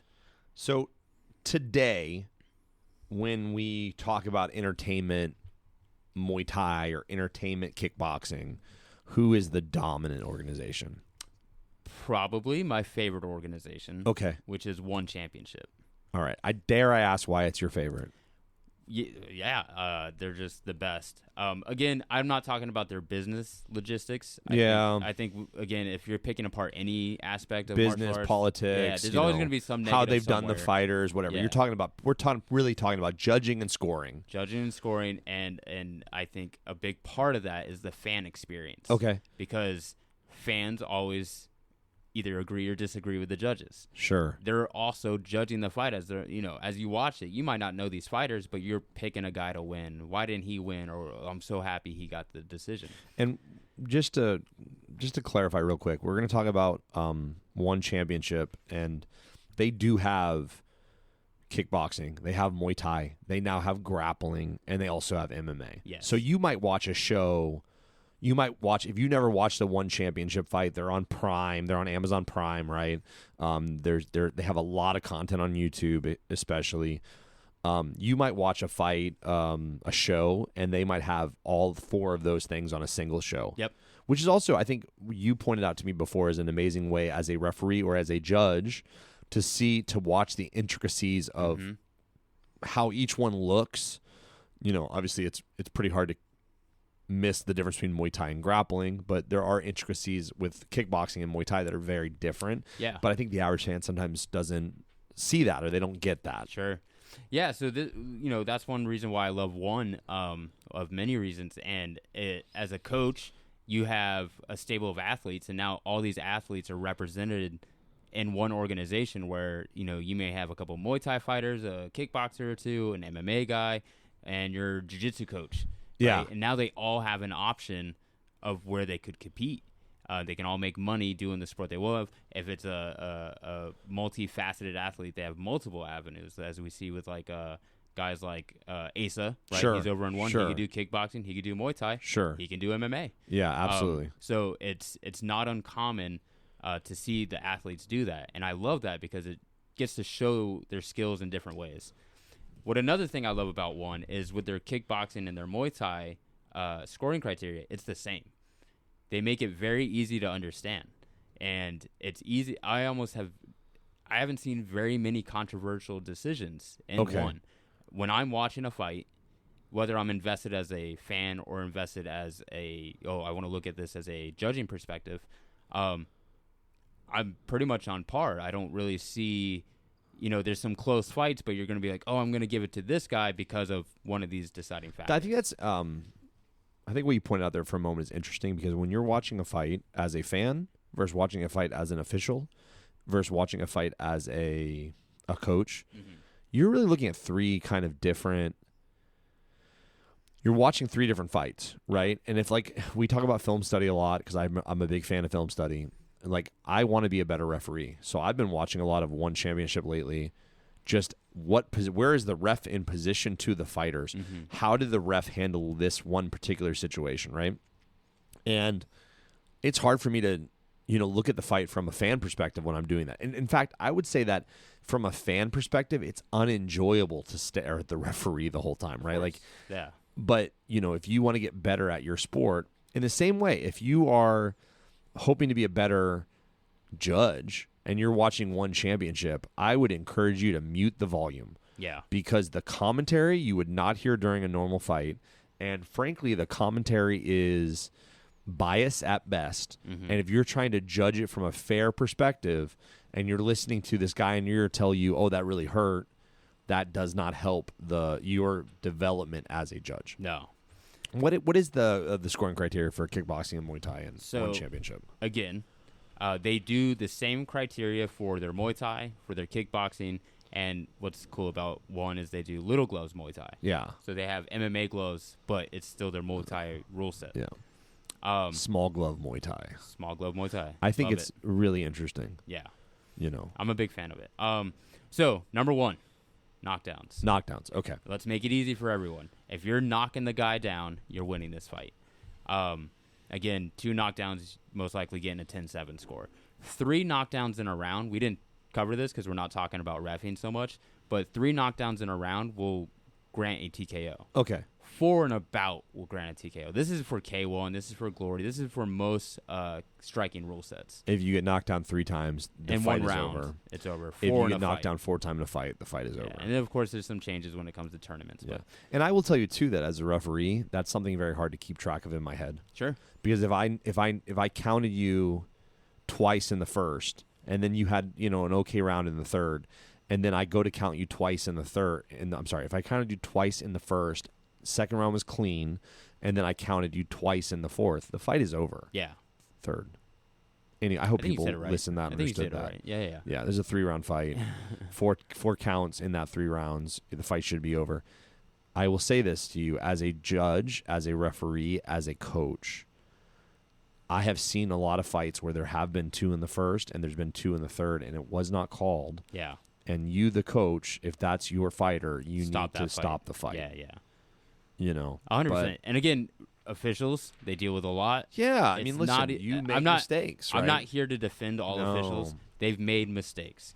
It's You their know. fault. In the NBA, the statistic that I love to go to, because the NBA referees are considered the best referees of any sport because Really? they see the most games. Yeah. Oh, I didn't know that. So because like if you're, I hate to say this, if you're a football referee, you might referee 18 games a year, right? If Mhm. you are a baseball, umpire referee, you might referee. I think it's like 40 or 50 is what they say. And then if you are an NBA referee, you might referee like 100 Oh, wow. or something crazy, right? Because there's so many games and there's so many leagues and there's not that many referees. So the referees see a significant number. So like most referees in other sports, they say like, well, NBA referees are the best referees, right? And they're proven to only get 96% of the decisions right, Mm-hmm. right? And they have the highest percentage of decisions right because they see the most Sure. problems, so they know how to call it, right? So if you imagine that the guy that sees hundreds of games a year gets 90% of calls right, and then the football referee that saw 17 games in that year gets a lot less percentages right because they had less experience, right? Less repetition. Less repetitions of action. So that's, and then if you go down to your average referee, they might have, I think I have ref full contact probably about 50 Yeah. fight total, right? Mhm. In like a year. Well, that's it's a lot of work and there's a lot of stress involved Yeah. to protect these guys. And it's common on a card to say there's 20 fights. Well, you're gonna have 3 refs, and you guys are Yeah, changing. they So rotate through. you're not reffing Yeah. 20 fights Where in a NBA referee might be in the whole game. the whole game. Yeah. Yeah. So going back to the scoring criteria, knockdowns number 1, super Okay. important. What are we here for? We're here to strike. How do you finish knockout? Well, if you don't get a knockout, we go to decision. Knockdowns is the number 1 scoring. Then we got damage, and they put in internal, accumulated, and superficial. So they want you to know we're not just talking about physical damage. We're talking about internal damage, as we spoke on before, and accumulated damage. Again, maybe there was already a cut from the previous round, Sure. but it's now accumulated to something bigger. Yeah. So, again, very basic. Then you have number of clean strikes. Again, if it's getting to this point, it's a very close fight. Sure. And that judge needs, in some form or fashion, to keep track of who's landing the most. They don't get fed that information, as you pointed out before. This is something you have to, as a judge, keep track in your mind. And then the last one, aggression and cage/ring generalship. They put those 2 in there together. Yeah. As opposed to other organizations, because again, if you're coming down to that last scoring criteria, this is a boring fight and not much has happened to where you can make an official judge. So if you feel like, the aggression is what made him quote unquote win this fight, or his ability to keep the center, take the center, is what protected him enough to win this fight. Again, very few fights are scored on that. Again, I tried to find some examples. I watched a bunch of fights. I was Googling my butt off to find. Show me some ring general. Yeah, like where did these fights get separated or judged by this criteria? Yeah. Very rare. It's Very very rare. And if it is happening, again, a lot of times they're not talking about it. on the commentating. You know, Again, this is a fight about ring generalship. Right. They might bring up, oh, you know, he's controlling the ring. Yeah. But there's so much action happening that you can definitively score the fight based off of Makes sense. damage or knockdowns. So, yeah, that is their kickboxing, their Muay Thai, and small gloves Muay Thai scoring criteria. It goes across all three because the rules are so similar enough to where the scoring criteria can match all those rule sets. And also, to some extent, and I hate to say this, because I really think One Championship does a very good job when it comes to the in-ring stuff. They are standing on the shoulders of these other organizations like K1 and Glory that kind of created game plans and also had massive problems, right? And you can see all these were problems and bankruptcies and all these other things and mafia deals. Yeah, you know, fans upset about stuff, and they kind of were like, well, what works and what doesn't work, which is ultimately, I think, really important. Yeah. And I don't want to harp too much on it as well, but we'll talk briefly about MMA scoring because we are in the world of MMA. Yeah, so I wanted to kind of evolve to that point, right? Okay. So we started with kickboxing. We talked about two of the most popular organizations. Then we got into Muay Thai, which allows a lot more weapons, right? Of course, there's clinching, sweeps, elbows, things of that nature. And then we get into MMA. Yeah. So what I would consider kickboxing and Muay Thai, those are like 3D sports, Okay. right? MMA is a 4D sport. Okay. Because now you're adding this aspect of ground fighting. Now. Doesn't make it better. It No. just makes it different. Different. Okay. Very different. And so before we get into the scoring part of it, I want to kind of defend these judges a little bit. Okay. Guys, when you're watching fights at home, you have the best seat. Yeah. There's no question about it to me. I've been to pay-per-view events. I've been to these big stadiums. I've been to regional shows. And, of course, I've judged fights. Ringside is not the best seat. It's a nice seat. It's a very nice seat. But it doesn't show you the fight as well as when you're at home from multiple camera angles with a team of people in a truck who are pointing out which is the best angle. And also crisp sound. Ooh. All right? Because, like, when you hear a shot clip a guy, like, pow, you might have heard that in live, but they have, like, a condenser microphone that's zoomed in. Yeah. And, they isolated that sound to get that sound. Sometimes when you're ringside at big shows, it's so loud, you don't hear any. You're hearing so little that I know a lot of officials that wear earplugs because it's just so loud. Yeah. And to that point, a lot of that is just like the fans, the audience, right? And they say for judges to never score a fight or be swayed based on the audience's noise. Sure. They have to make this point because, we're humans, and if you score a punch on me and no one cheers, but then I score a punch on you and 40 people erupt. Yes. And I think that's the biggest BS that's put out there because I can't tell you how often I've been ringside and I have seen, my head, I'm not officiating, I'm not judging, I'm just kind of like in between. Sure. Whatever, I'm on a little break and my head is down and you hear like the crowd lose its, and you look up and you see everyone around the ring also looked up. All the judges, everyone looked up. So, the crowd does play at least it can play at least an unconscious effect on everyone ringside, right? But I think that what you're saying is very true. Yeah. It's very easy for you to be at home watching a fight and getting 3 different angles and beyond 3. And be zoomed in, and you can see stuff. When you are ringside and the fight's on one side of the cage and you are on the other side, you might not see anything. Yeah.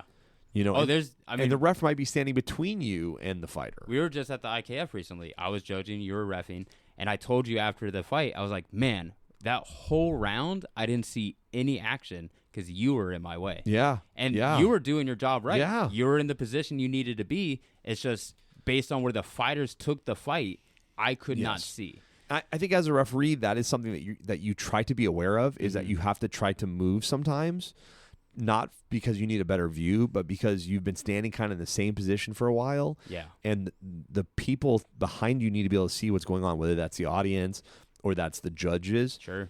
And that is something that I think the best referees struggle with sometimes, because they want to be in that position that lets them see exactly what's going on, and they But don't you want also want to give the fighters a fair shake of getting the judge the fight scored properly. Absolutely. Yeah, it's a tough game, and again, that's why I am defending judges now. Again, they can make mistakes. We've all been there, done that. But you can only score what you see. And I learned this very early on. As a coach, this was very eye-opening for me, because I realized where my fighter is in the ring really matters to the judge's perspective. If you're in the fight and you're just in one corner the whole time, there's a good chance one of those judges is not seeing the action. There's 2 judges who can see it, and again, you need 2 judges' agreeances to get a win. But if that third judge isn't able to see, you don't know really how he's going to swing it. Fair. And it's difficult. And, I mean, legitimately, there's probably been 3 fights in my mind where I had to go look back, and I'm like, did I miss this? Yeah, Did what I is miss it that I didn't see that they there was saw? There was a fight early on, probably the first one that really made me, like, lose sleep. And I was watching the fight, and basically it came down to the last round. We're in the final 30 seconds. It's an MMA fight. And a gentleman is on top, half guard, was momentarily landing punches, but then the other guy catches a Kimura. So when we get into the scoring criteria, we can use this example again. So the gentleman's got a Kimura. From where I'm sitting, this looks tight. This looks like it's a genuine submission attempt. He is having to defend this. The verge of getting his shoulder broke. So I just scored the fight for the guy who has the Kimura. It's a close fight. Came down to this last exchange. I give it to the guy who I thought was about to finish the fight. Going back and watching the fight, I get the camera angle. And that Kimura was super loose. Almost not locked in at all. But from where I was sitting, it looked tight. It looked like a fight-ending Kimura. Yeah. And I could have gone to the grave saying, no, that was a tight Kimura, but had I not gone back and looked at the fight, video, I can be like, ugh, I didn't realize how loose that was. We should hashtag film study on that one. And you studying your own fights, too. 100%. Everyone needs to be just watching all the tape. I watch my pad work. Yeah. I'm not watching necessarily my fighter. I'm watching me holding pads going, oh, I stepped to the left too much. Or my pattern should have been a little tighter. Or whatever. Yeah. There's so many things that can go wrong. What rule set do you use in MMA? So in our country, we have the unified MMA rules. MMA rules. In 2017, they've made it basically law that every sanctioning body uses the unified MMA rules. And some people will really hate this, but the unified rules were actually developed by the New Jersey Athletic Commission. And I think this is a step in the right direction of, like, let's have one rule set that we can all agree upon is the best way to grow a sport, right? For sure. But is it the best scoring criteria? This is the debate. What is the scoring criteria for the unified rules? So for the unified rules, we have effective striking / grappling. Okay. That is number 1. Then we have effective aggressiveness. That's number 2. And then the last one, cage / ring control, also known as fight area control, depending on what type of stage you're performing on. So again, we go to effective striking / grappling. This is where majority of the fights should be decided. And they break that one criteria down into 3 separate divisions. Okay. So effective striking and grappling, we're looking at impact, dominance, and duration. Now, this is something that a couple years ago I started really paying attention to, because as I'm watching these UFC fights, they use the unified rules, right? You watch these UFC fights, the commentators cannot stop talking about damage. Damage is, you hear all the time. If you follow me on Instagram, my personal account, I probably post it at least once a month where I'm like, oh, DC said it's all about damage. What does he know? Like, I call these guys out because it's misinforming even myself for a long time. It's not damage. It's impact. And the reason why we're dominance and duration. Right. And the reason why we're using the word impact, because grappling typically doesn't cause damage. As we saw in the previous scoring criteria, damage was often the number 2 scoring criteria. Mm-hmm. And those are all striking, right? Because damage is a product from strikes. Sure. If I put you in a choke, even if I squeeze as hard as I can, your head's going to turn red, and then it's going to go back. Yeah. That's it. Really, the only time that you see I guess, visual damage is when you broke something. Yeah. So they broke the arm. The fight's Then I see damage, but it doesn't matter anymore because the fight is now ended. Correct. I mean, if there is an injury such as bad as that, a dislocation or something, and they're allowing the fight to continue, it's not going to last very long. I mean, we've seen it recently with T.J. Dillashaw. His shoulder came out of place like 4 times, and I mean, that was just abysmal. You know, I saw a fight with Cheyenne Velismus. Oh yeah, where I remember I was there live for that. I think she dislocated her elbow. Yeah, slamming the girl. Yeah, and then she tried to continue the fight, and they Hilarious. were like, no. She won me over as a fan. Oh yeah, oh yeah. She was arguing with the ref. But yeah, 100%. Grappling does not cause damage. So they use this word impact, and again, we saw that word impact in a previous scoring criteria with Glory. Because they recognized using the term damage, even in striking, doesn't really encompass everything that's happening. And also, I think that there are cases where there are people that I think the Diaz brothers are always talked about, where they're heavy bleeders, where you don't hit them that hard, but because they have so much scar tissue and they're thin, their skin is so beat up on their face that they start bleeding. Bleeding is not necessarily an indication of impact. Yeah. Right? I mean, I hate to say that, you know. I think that's maybe why the UFC, or the unified rule set, I should say, tries to clarify that impact is not damage, damage is not impact. They are similar. Yeah.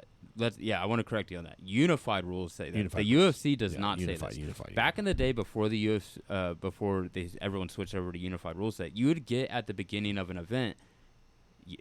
Unfortunately, it'd be Mike Goldberg. I hate Mike Goldberg, but he would go over the scoring criteria at the beginning of each event, and sometimes before each fight. We don't get that anymore. Yeah. Instead, we get 5 commentators constantly talking about damage until there's a grappling heavy fight, and then they start talking about control. Yeah. And again, that's not even stated in here. Fair. Ring control is. Fight area control is. But really, effective grappling goes back to impact, dominance, and duration. Again, if you look up unified rules scoring criteria, you're going to get a lengthy explanation of these things. Sure. And I advise everyone, if you're an MMA fan, even if you think you know the scoring criteria, please go read that. You'll start looking at fights differently. But impact can basically be summed up in how is the fight leading to a finish. If I'm knocking you down, that's causing impact. If I'm making you defend submission attempts, that's causing impact. If I'm shooting repeatedly and you're having to defend my takedowns and that's wearing your gas tank out, that's causing impact. In that context, the word impact means effectively impacting the long-term duration of the fight. Yeah. Right. I think a lot of times people think impact and they think a hit. No. Yeah. It's the impact of the outcome of the fight is being affected. And that's what we want, right? Again, I'll say this time and time again. Unless it's a point style, point Muay Thai, unless it's that, we want finishes. Yeah. You don't watch highlights. They're not going to show you the whole 15-minute fight. I used to say all the time, Muay Thai is knockouts. Yeah. I want to see knockouts, right? Like, that's what it should be. So we want the finish. So, again, the debate is, where does grappling hold its authority in the scoring criteria? Because striking's a lot easier to kind of decide who's winning in the effective striking area. But how do you compare effective grappling to striking when striking can cause physical damage? Sure. That's where it takes a lot of knowledge on the judge's part. And this is where I think we start to see a lot of negative outcomes in matches. Do you think that MMA? Sorry, do you think MMA is harder to judge than Muay Thai? Or 100%. Because there's so many realms. There's so many realms. Like I said, it's a 4D fight as opposed to kickboxing. Muay Thai is 3D. I think it's harder to watch. Yeah, because if typically when two fighters are standing, it's easier to get a good view of both of them. Space in between them. When two fighters are on top of each other.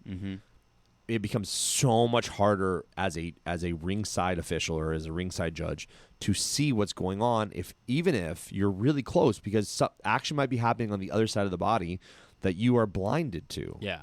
You know? A good way for you guys to know who's judging fights at these UFC events or any event that you're watching, look at the people sitting ringside. It's the guy who's breaking his neck, who's like constantly bobbing and weaving to watch the fight, because once they hit the mat or once they get pressed on the cage, there's a lot of obstruction. And you're going to have to try to find the best angle to put your eyes to see if a knee is landing, whether it's clean or not, whether it's being impactful. Also, to see the defense. It's really tough if you're sitting on top of me and you're throwing these big punches, the elbow's coming back, it looks really vicious, and I'm getting the back point view. Yeah. It looks like everything's landing. Everything's landing. And but everything's then missing. The judge over here is going, well, nothing scored. Dude, missed all that. He just missed has all position. that. It's He just embarrassing. has, so. But of course, that can impact the fight, Sure. but is it as impactful as one judge viewing it as opposed to another? It gets very complicated with the MMA. I think also, too, that, like, this is where we have 3 judges, and those 3 judges typically have very bad views compared to the camera crew, and they're not shown. Most ringside judges don't have a view of what the camera's seeing. Yeah. They don't have a monitor in front of them, and you could make an argument whether or not that would be even beneficial. Here's a little thing. I've been working to get my pro judging license.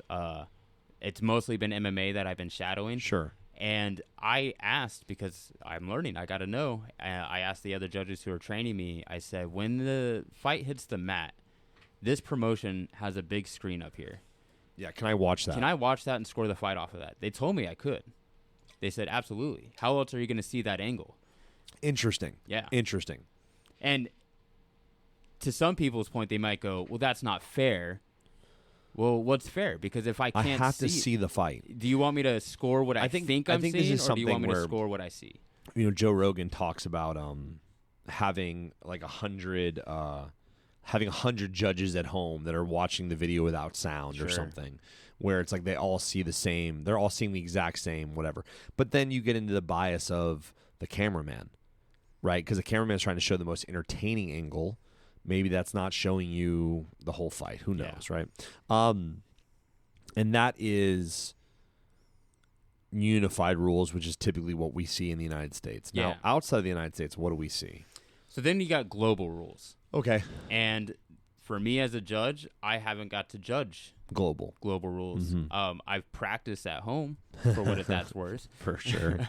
But so global rules, basically, this is what One Championship uses, as we spoke about. They're one of my favorite organizations, if not my favorite. And the reason being is they make it simple.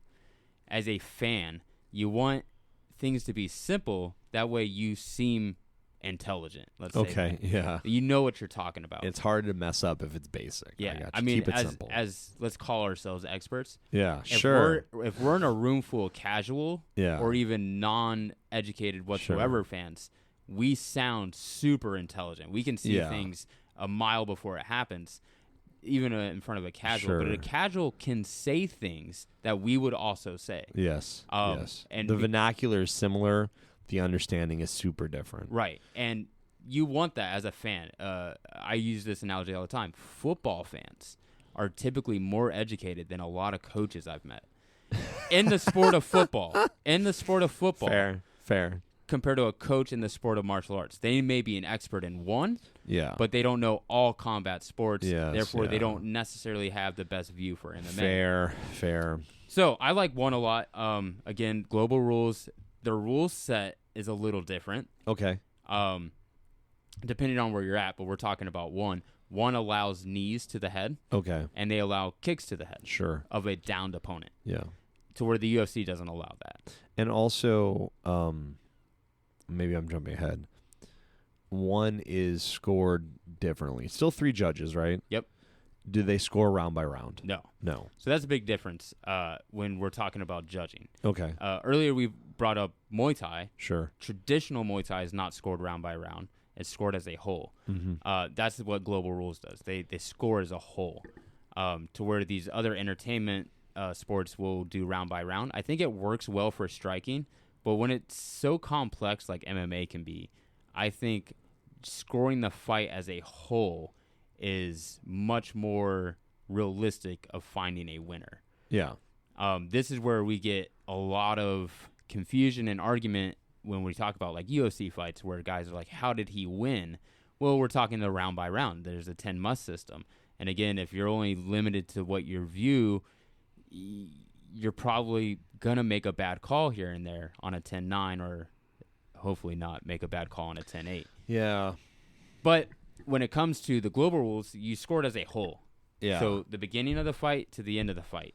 It's not if there was not a definitive winner in the first round, that's not as big a problem because you can see what the story of the fight is or where does the fight head. And they do heavily favor what happens towards the end of the fight. Yeah. Because we're getting to a decision, right? Yeah. So we want to how is this going to play out at the end? Do you think there's a possible danger that means that I'm not paying as good attention in the beginning as I am in the end?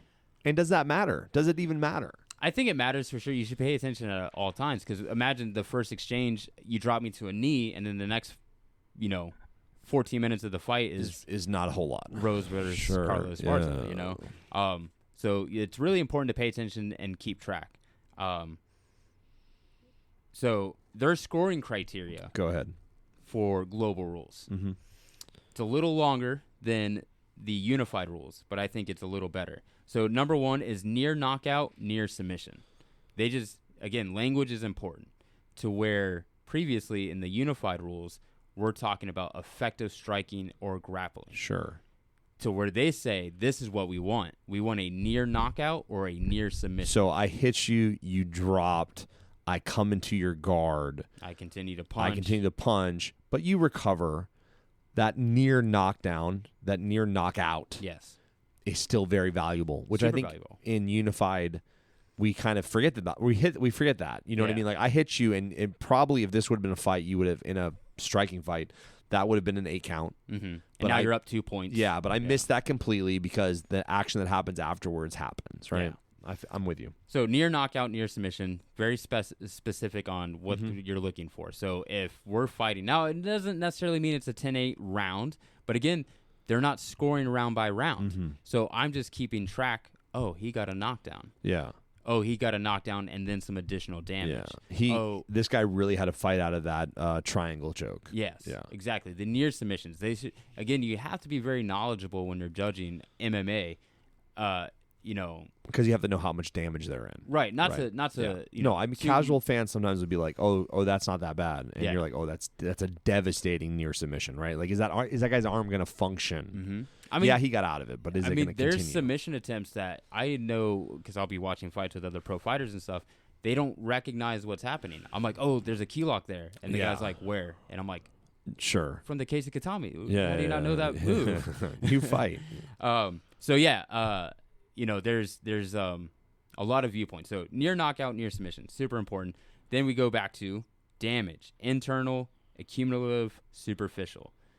So this, in some ways, may look like it favors a striker. Yeah. Right? Because, again, damage is a byproduct of striking. Sure. So that should probably tell you, do I want to fight in global rules or do I want to fight in unified rules? In unified rules, I feel a lot of times grappling gets favored more than striking. So where global rules is going to basically say, we do favor submission attempts, but your positioning doesn't really matter much to us unless you're creating damage. Yeah. Which I think is fair because especially if they're going to allow knees to the face while you're on top of a guy, go for it. Create some damage. You can make the argument, and I think it's been very documented now, that obviously the UFC's origins were in kind of showing that grappling was a dominant martial art. And as that rule set has developed to now what we have is the unified rule set, obviously the largest organization that was doing MMA in the United States was the UFC, and they were an organization that were originally designed to prove that grappling was a legitimate art. Sure. So their rule set and their scoring criteria evolved from a grappling dominance, which is also why knees on the ground in the unified rule set is not legal. Yeah, because it is a fight ending dangerous shot, but it would not favor most grapplers. Mm-hmm. And you could make an argument, I think, that in global rules, which you see in one championship, it's probably a little bit more geared towards striking arts. I hate to say that. So you can make that argument, sure, right? But might not be right. What really matters is the fighter. Yeah. how the fighter works the rules.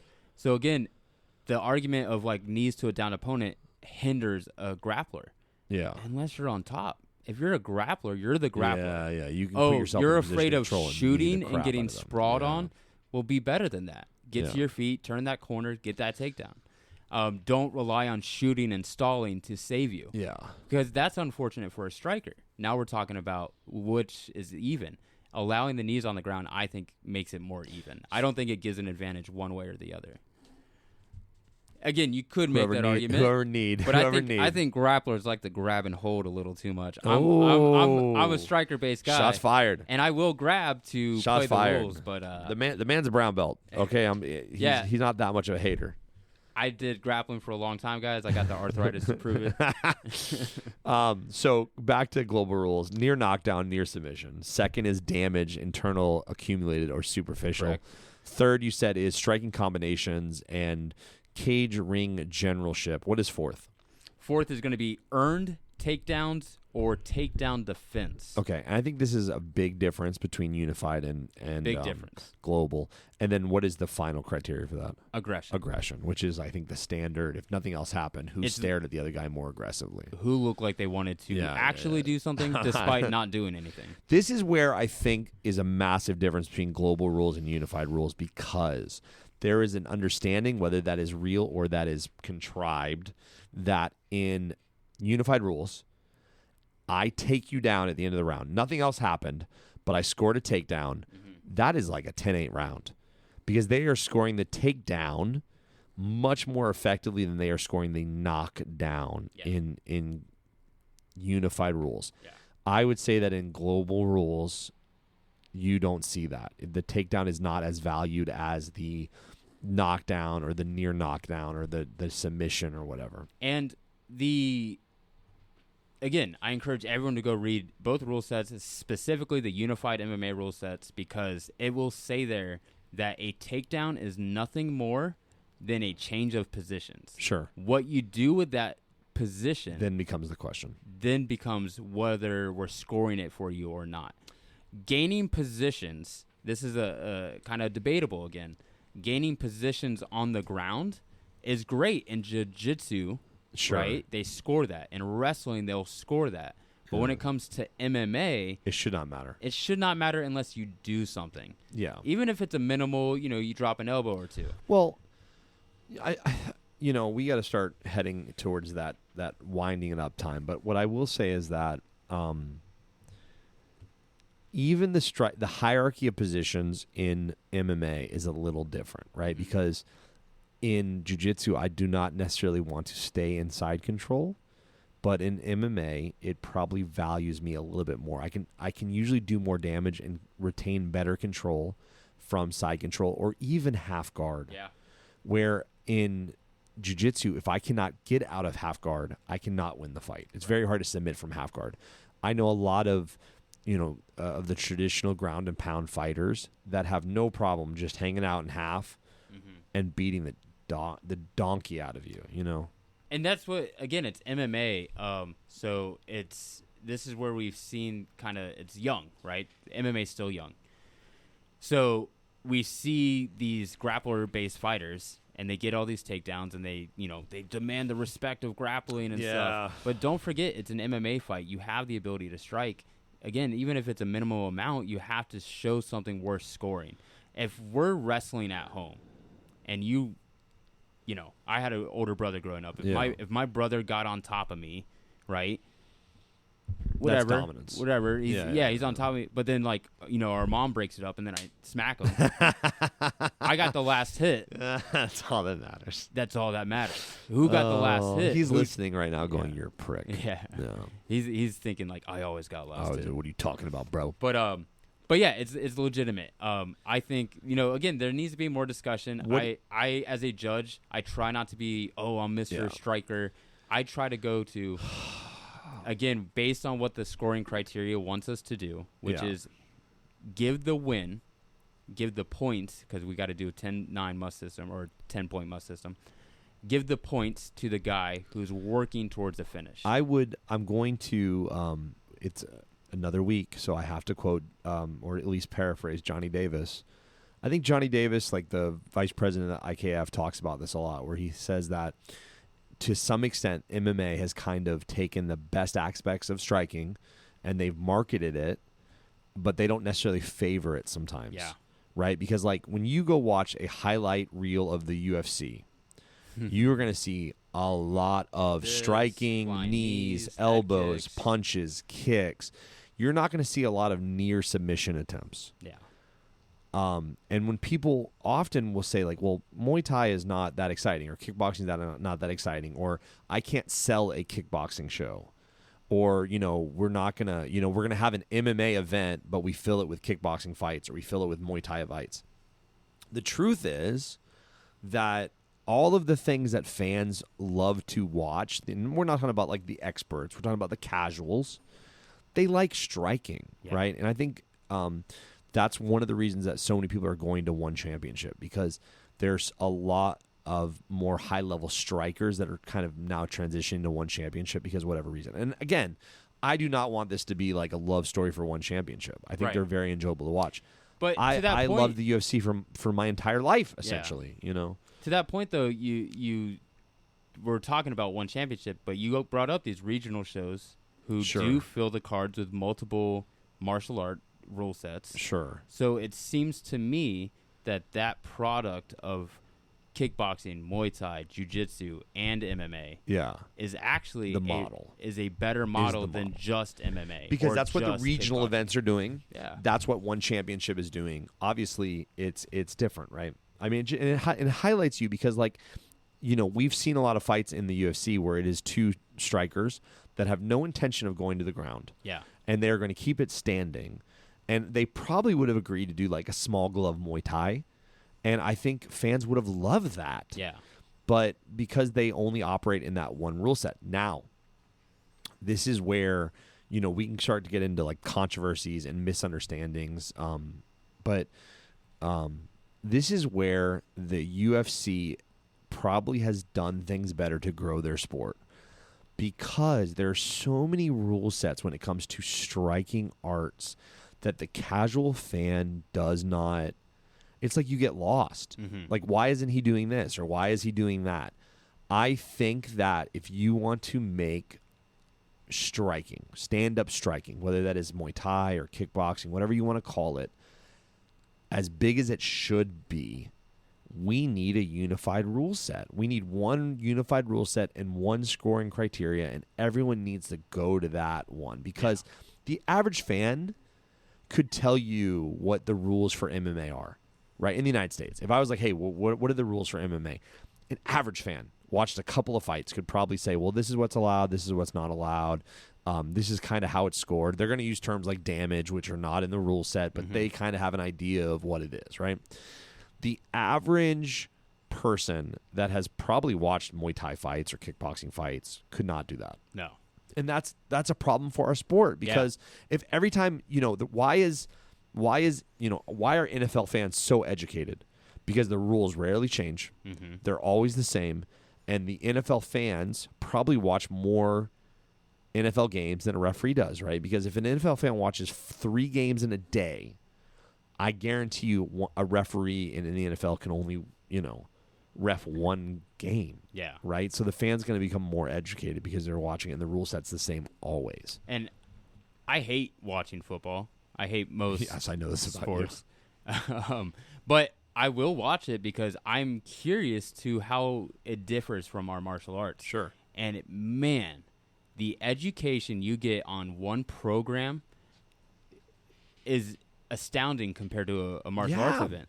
They're breaking down plays. Again, there's a lot of pause, right? There's a lot of pause in between plays, but they're breaking it down. Sure. They have, intermissions where they're talking about what the team needs to do going into the second half. There's so much education going on.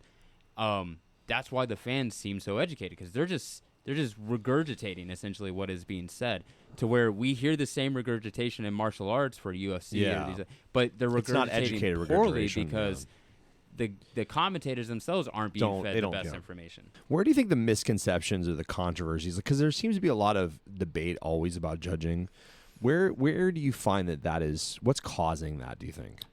Again, I think there's just a lack of communication. when we talk about the martial arts industry, Sure. right? Podcasting is a big part of that, and they get occasionally you'll get a ref on there, occasionally you'll get a coach. Of course, you're going to get fighters, but they're not bringing in other officials. For the average fan to name a judge, they're going to name the worst judge, the one that messed something up. Yeah, everyone, not everyone, but a lot of people know Adelaide Bird because her name gets thrown around a lot. And what was the name of the guy that Dana White wanted to murder? There's a couple of them. Oh, the one that, what is his name? That's gonna bother me so much. And he'd miss stuff all the time, and Dana would be like, "This guy." And he eventually got kicked out of the athletic commission or whatever. But I don't remember that guy's name. But judges aren't out there talking, and part of that is because in some of these organizations, they state that they don't want judges post fight to talk about their decisions and such.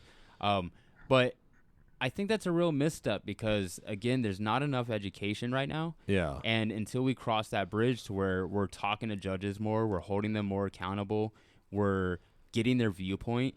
I judge a lot for Combat Night. Sure. They use a sanctioning body that always comes to me, especially if we're in Orlando or something. And Mitchell, who is the owner of Combat Night, has nothing to do technically with the sanctioning body. Sure. But he'll still come around to the judges. How did you see that fight? Why did you see? Because he needs to know that he's providing through his sanctioning body that he hires. They're providing. That they're doing the right job, and that they're educated and they know what they're doing. They're at least doing their best to come up with a comprehensive decision. Yeah, I think that this is. I think that this is one of those things that people admit to quietly, but they don't admit to in public. Or maybe I'm wrong, because I think there's a lot of machismo and stupid decision making in our industry. But 2 points. One, we alluded to this last week. I'm going to mention again. Most martial arts industry videos, podcast discussions are either on the business of running a martial arts school or on the entertainment aspect of martial arts. Yeah.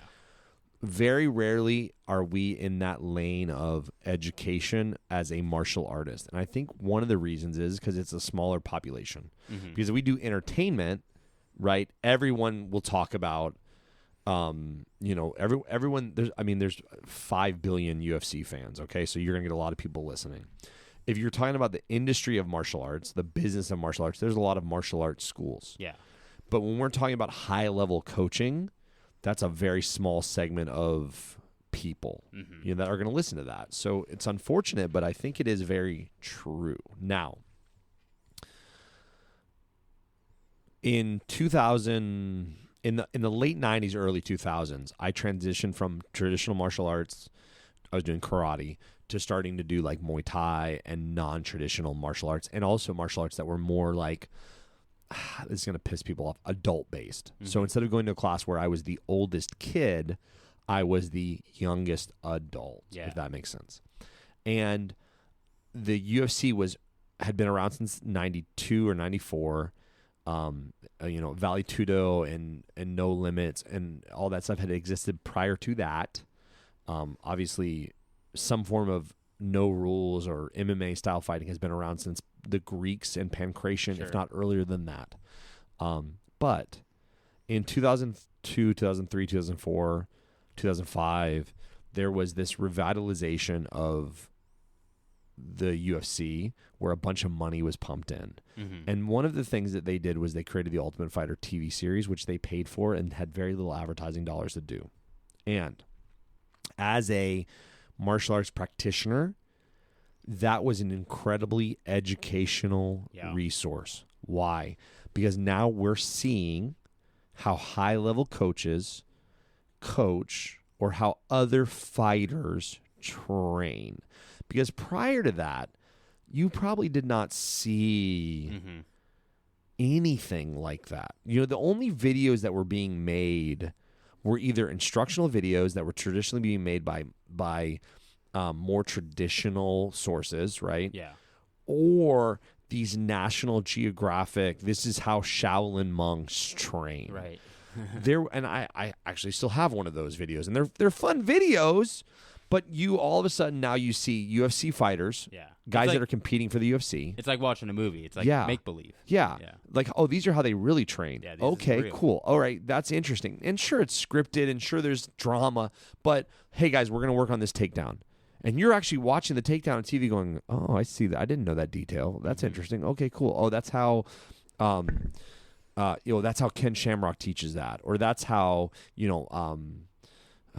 Tito Ortiz. Tito Ortiz, the early guys, Matt right? Hughes, Yeah. GSP, all those guys. Oh, okay. This is what the life of a fighter is to some extent. Okay, because they do these behind the scenes profiles where they take the fighter back to, their hometown, and you'd see the gym, the local gym they train at. Yeah.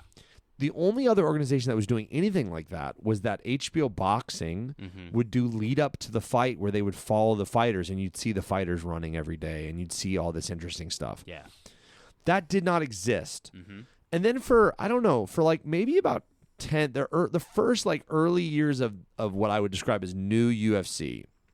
So maybe like from the Ultimate Fighter through, do you remember the Tap Out TV series? It was great. Yeah. That's where we first saw Cowboy Cerrone. Donald Cerrone's first episode. That's where you really got to know BJ Penn, because he was a fighter, but then he was on episodes of Tap Out where they would go and they would hang out in Hawaii and they'd train, some of his up and coming fighters and Yeah. whatnot. But you'd see, oh, this is what weight cut looks like. This is what this looks like. And then that was like, I don't want to say the golden age, but for some reason, then we don't really get programming like that anymore. Mm-hmm. The only programming we have now is the Ultimate Fighter, but the Ultimate Fighter is so different now that it's much more entertainment based and much more sanitized and much more action based. We're not learning anything. You're not really learning stuff there. Yeah. This does not exist. Like, I have done courses where I go and learn how to referee, I learn how to judge, and that is very rare. B, it's kind of expensive. Yeah. C, the only people in that room are people that either want to be judges or referees. You rarely go into that room and see coaches that are trying to learn the rule set better. Yeah. And again, I think I just said this, but it is very, very expensive. Mm-hmm. Where I want to go to from there is where do you think the common controversies or the misconceptions? Why are there so many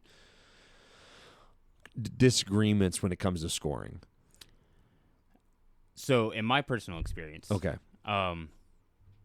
If I go to a kickboxing show, Okay. like every fight on the card is just kickboxing. Sure. All the judges there are kickboxing Sure. related, So Should they be. know that Should be. sport very Hopefully well. should be. Yeah, they know Hopefully that should be. sport very well. So again, in a lot of kickboxing organizations or Muay Thai organizations, you don't see a lot of controversy behind decisions. And if there is, that's a big deal because, it should be pretty simple to score those. Now, where we see most controversies are in MMA. And I think my experience, I've talked to a lot of these judges. I've lived in Vegas. I've talked to a lot. I even had a blow up one time with the State Athletic Commission because they weren't following their own rules. Yeah. What you learn very quickly is a lot of people, and this isn't just for martial arts. You could probably say this for any industry.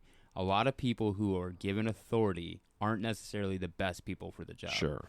And in my experience for the MMA side, where we get a lot of controversy, is I talk to these judges. Again, it's very kind of like, don't talk to the judges, or judges don't go out, saying things.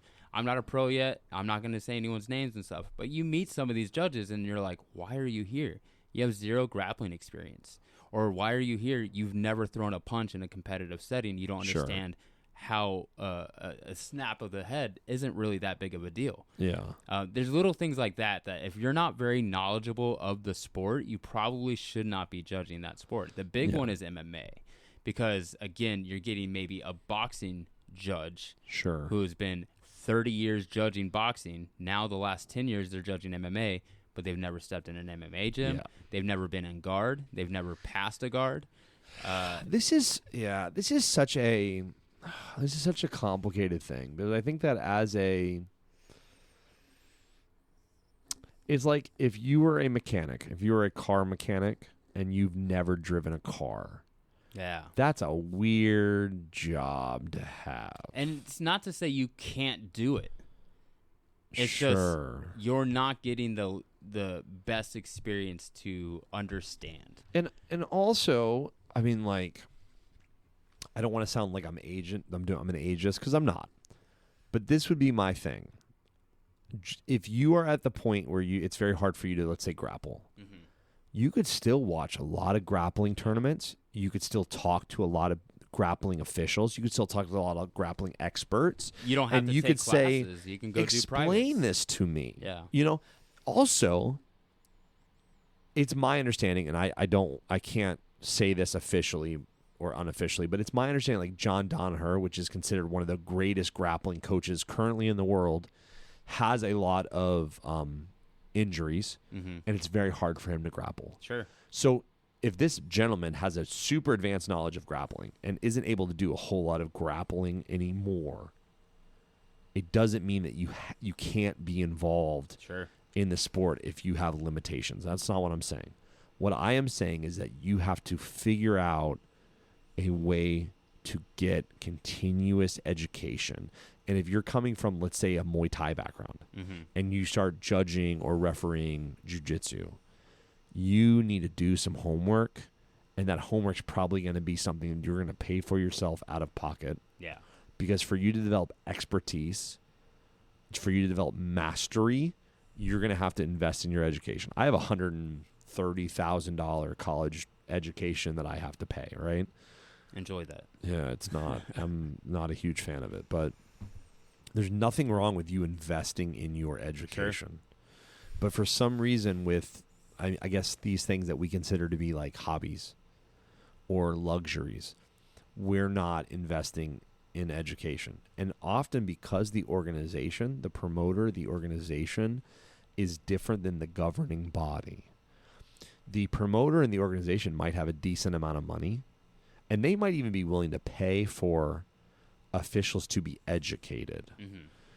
But they would have to get the governing body to pay or, be involved in that form of education. Yeah. And that could feel like a bias. Like, hey, the UFC is paying officials to go do, Sure. hey, I'm going to pay you to do this. Okay, well, what's your incentive there? Yeah. Yeah, and I think a lot of people probably don't know this because I see it in comments and stuff like, oh, they should fire that guy. Why did they work for him? They don't work for the promoters. Have to go through the athletic commission or a sanctioning body, and those businesses essentially hire the judges. They hire the officials. Now you can request whatever that does for you. You can request not to have certain people, but you can't be like, I want so and so, so and so, and so and so. No ifs, ands, or buts. They're gonna give you who they give you. So that's probably a misconception that gets thrown around a lot that I see in comments. Like, why did the UFC bring this guy in? I mean, there was just recently some really bad ref stoppage in UFC that is in a town, probably it was like Texas or Tennessee, where they used a regional guy who probably was nervous as all hell being on his first UFC. So, and he makes a bad call. Yeah. And they blow it up as like it's the UFC's fault. And it's like, no, it's not. And also, again, right? Like, if you're the referee that you're not getting enough ups, you're not getting enough rounds. It's rough. And then the UFC comes to town, but that also has a lot to do with the quality of the regional events in your area. Yeah. If you're in an area where they have very low quality regional events, it's even more important for you to figure out a way to get some kind of education. Oh yeah. So this is probably our biggest takeaway as we kind of like wrap up on this idea. Again, if you guys do your own research, this is probably like a 2-hour episode, but you'll probably spend multiple hours if you really want to kind of dig into this and read every bit of literature that you can find, as I did. And we tried our best to kind of condense this as much as possible. But there is a lot to talk about and a lot to consider. But some of the big takeaways, I think, for those who are listening that are part of the sport, like you were saying, your regional promotions, contact them. Hey, I'm thinking about putting a kickboxer or a Muay Thai fighter on your show. What is your scoring criteria? Because that's going to change probably, especially here in Florida, depending on the promotion. Now, the thing that should not change is the MMA, because we're all under unified rules. Whatever state you go to, It's all unified rules. There's only one state that allows global rules, and that's Colorado. Interesting. And that's why one goes to Colorado. Interesting. They that's are cool. legalizing pretty much everything in their state. Yeah. So really contact your promotion. Ask them what their scoring criteria is. If they don't give you a scoring criteria, there's a chance that they don't have one. Yeah. And they're not letting their judges know what the scoring criteria is. You're really subjective to who the judges And are. we've all heard the stories behind the scenes about judges going to events saying, "Hey, what is the scoring criteria here?" And them saying like, "Oh, just whoever's winning wins." Yep. And you're like, legitimately, "What do you guys, do?" Legitimately, guys, not every organization I've judged for, but some. That is the response I've gotten. Hey, how do you guys want me in a close fight? How do you want me to call it? What is the scoring criteria? Where are we putting our numbers on? And a guy literally told me, it's pretty easy. Give it to the guy who's kicking ass. And I was waiting for that. I was waiting for the laugh. I'm kidding. When's the laugh? Nope. No, he was dead serious. That was for real. And he was an official. He was not just an official. He was the head official. And you as an official, if you're listening at home, you're an up-and-coming official, you're a newer official, you really need to decide one of two things. Do you want to try to help this organization by maybe suggesting a rule set, coming in and saying, hey, this is what Glory's doing, or this is what Unified's doing, or this is what the global rule set is, or this is what One Championship's doing? Or do you want to make the decision that, like, you should not be an official for them? Because what that's doing is that's creating a bad standard for you. Mm-hmm. I think that is also, again, as a coach, and I've said this many times and I'll keep saying this, do not put your fighters in an event where you do not understand the rule set and the scoring criteria. And my advice to you would be that when you sign up for a new organization, ask them for the link or for the information, or where can you see it written? Yeah. Because I do not want you to verbally tell me what the rule set is. Because if you are planning to go into an event and you're going to do Muay Thai, and then you get there and they tell you that it's K1 rules, as we discussed earlier, that's very different. Those are very different rules. Okay, so what is your expectation of the rule set? You should know that. And then that being said, their scoring criteria could be wildly different. Wildly different. Just because this rule set doesn't mean that's their scoring criteria. And here's another unfortunate thing too: is the organization could have this is our scoring criteria, but maybe they didn't pass that on to the judge. Yes, they didn't so explain the that to judge judges. comes in there with his own scoring criteria. One piece of advice I got when I was in the event was in California. Okay. And one of the biggest coaches in Muay Thai, Kieran Fitzgibbons, who runs CSA, he was kind of in the back talking shop with a lot of the coaches, and one of the advice he gave, because someone brought up decisions. Okay. And he said, if you really are concerned about how to win these fights by decision, you need to learn who the judges are and what the judges are about. Okay. That takes a lot of work. Yeah. And you'll see some of these guys, some of these coaches, they'll go up to all the officials, they shake all their hands, how you doing, good to see you, because you get familiar with these guys. And to learn what that judge is looking for specifically, and then what that judge is looking for specifically, and then you're also going to game plan your fighter to do that. That's a lot of work. That's a lot of work. And it's very hard to do, and you're relying on a lot of things. So my advice, learn the scoring criterias. One thing I really wanted to point out about the striking scoring criteria is the importance of knockdowns. Because in all these rule sets, all these scoring criteria, at the top is knockdowns. Yeah. So if you're getting knockdowns, you might not get the finish, but you're leading to the finish. But if you're getting knockdowns, you're getting 10-8 rounds, 10-7 rounds. It's very hard to come back from as a losing fighter. Yeah. So your goal as a coach should be teaching your fighters Knockdowns per round. Knockouts. Knockdown per round, or 2 knockdowns per round. These are the goals you should be setting in your training session, not the one big knockout. That may come through the process of trying to score knockdowns. Yeah. But you should really focus on getting these 10-8 and 10-7 rounds. Now, when it comes to MMA, 10-8 rounds are less given. And again, I think that's a mistake. I think there should be more 10-8 rounds. I think a lot of people agree with that. But also at that point, I think there shouldn't be a 10-point must system. I like the global rules, score the fight as a whole, because MMA is so complex, just like traditional Muay Thai is so complex. They score it as a whole, not as a round-by-round decision. Cool. All right. I think that starts to wrap up the show for the day. A couple of things I have to point out, and I'm going to do a better job of pointing this out in the future and not leave it toward the end. But one, hey guys, visit our sponsor, which is impactmouthguards.com. If you use the link in the show notes, or if when you go on the website, you click on the coupon code and you put in the one word, Combat Theory. There's 2 T's in that. Combat Theory, you'll get a pretty significant discount on a custom mouthpiece and still get a really good custom mouthpiece for around $100. Visit our website, which is combattheory.com. I have updated all of the inventory, so we have T-shirts and flip-flops and beanies and sweaters and hoodies and all that stuff that have the Combat Theory logo and the Modern American Muay Thai logos on there as well, if you're interested in that. And for the next week after this episode posts, if you use coupon code JUDGE, that's JUDGE, JUDGE, like Rich is a judge, you will get a pretty significant discount on any apparel that you want. So that's cool.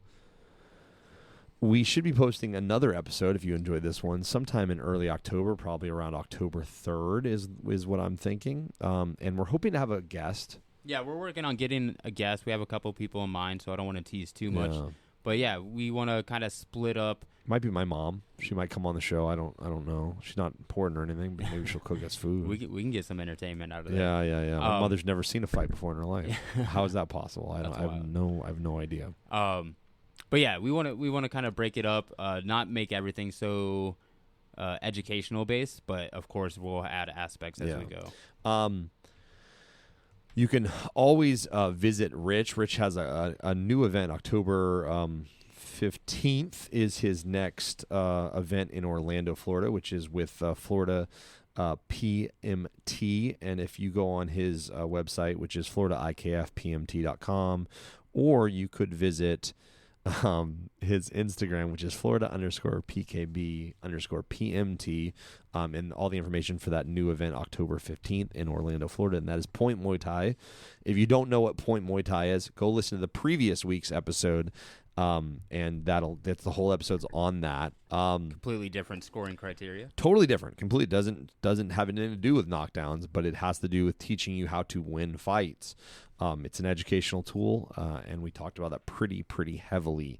I think that's everything. Rich, you look so much cooler now with these glasses on. I should have done it the whole episode. Yeah, let's look at those glasses. Where are you at? Oh, look at this guy, huh? Yeah. We should. Why didn't we do that the whole episode? Dude, yeah, that's something. All right, next time. I'll be sunglasses rich. Hey guys, listen, this is really important. We know there's people listening because I see the downloads and I see the views and all that, which is super cool. We have the full video on YouTube. We also have the podcast on pretty much anywhere you can watch a podcast. Guys, please reach out to Rich. Please reach out to me. Comment. Ask us questions. If you would like to be a guest on the show, and there's a legitimate reason you should be a guest, feel free to message us, man. We'll have you come on. We'd love to have you come on. Or if you have questions, or if you have ideas about what we're going to do. 2 seasons ago, we did like a Q&A episode, which I think we'll probably do again coming up pretty soon. So if you have ideas about questions, look out for that on our social media. Follow us. I am Paul_EP on Instagram, or Combat Theory on Instagram, and Coach Rich or the PKB PMT Instagram as well. All right. Hey, man. Thanks so much, bro. Thank you. You look really cool with those glasses on. Appreciate it. Yeah.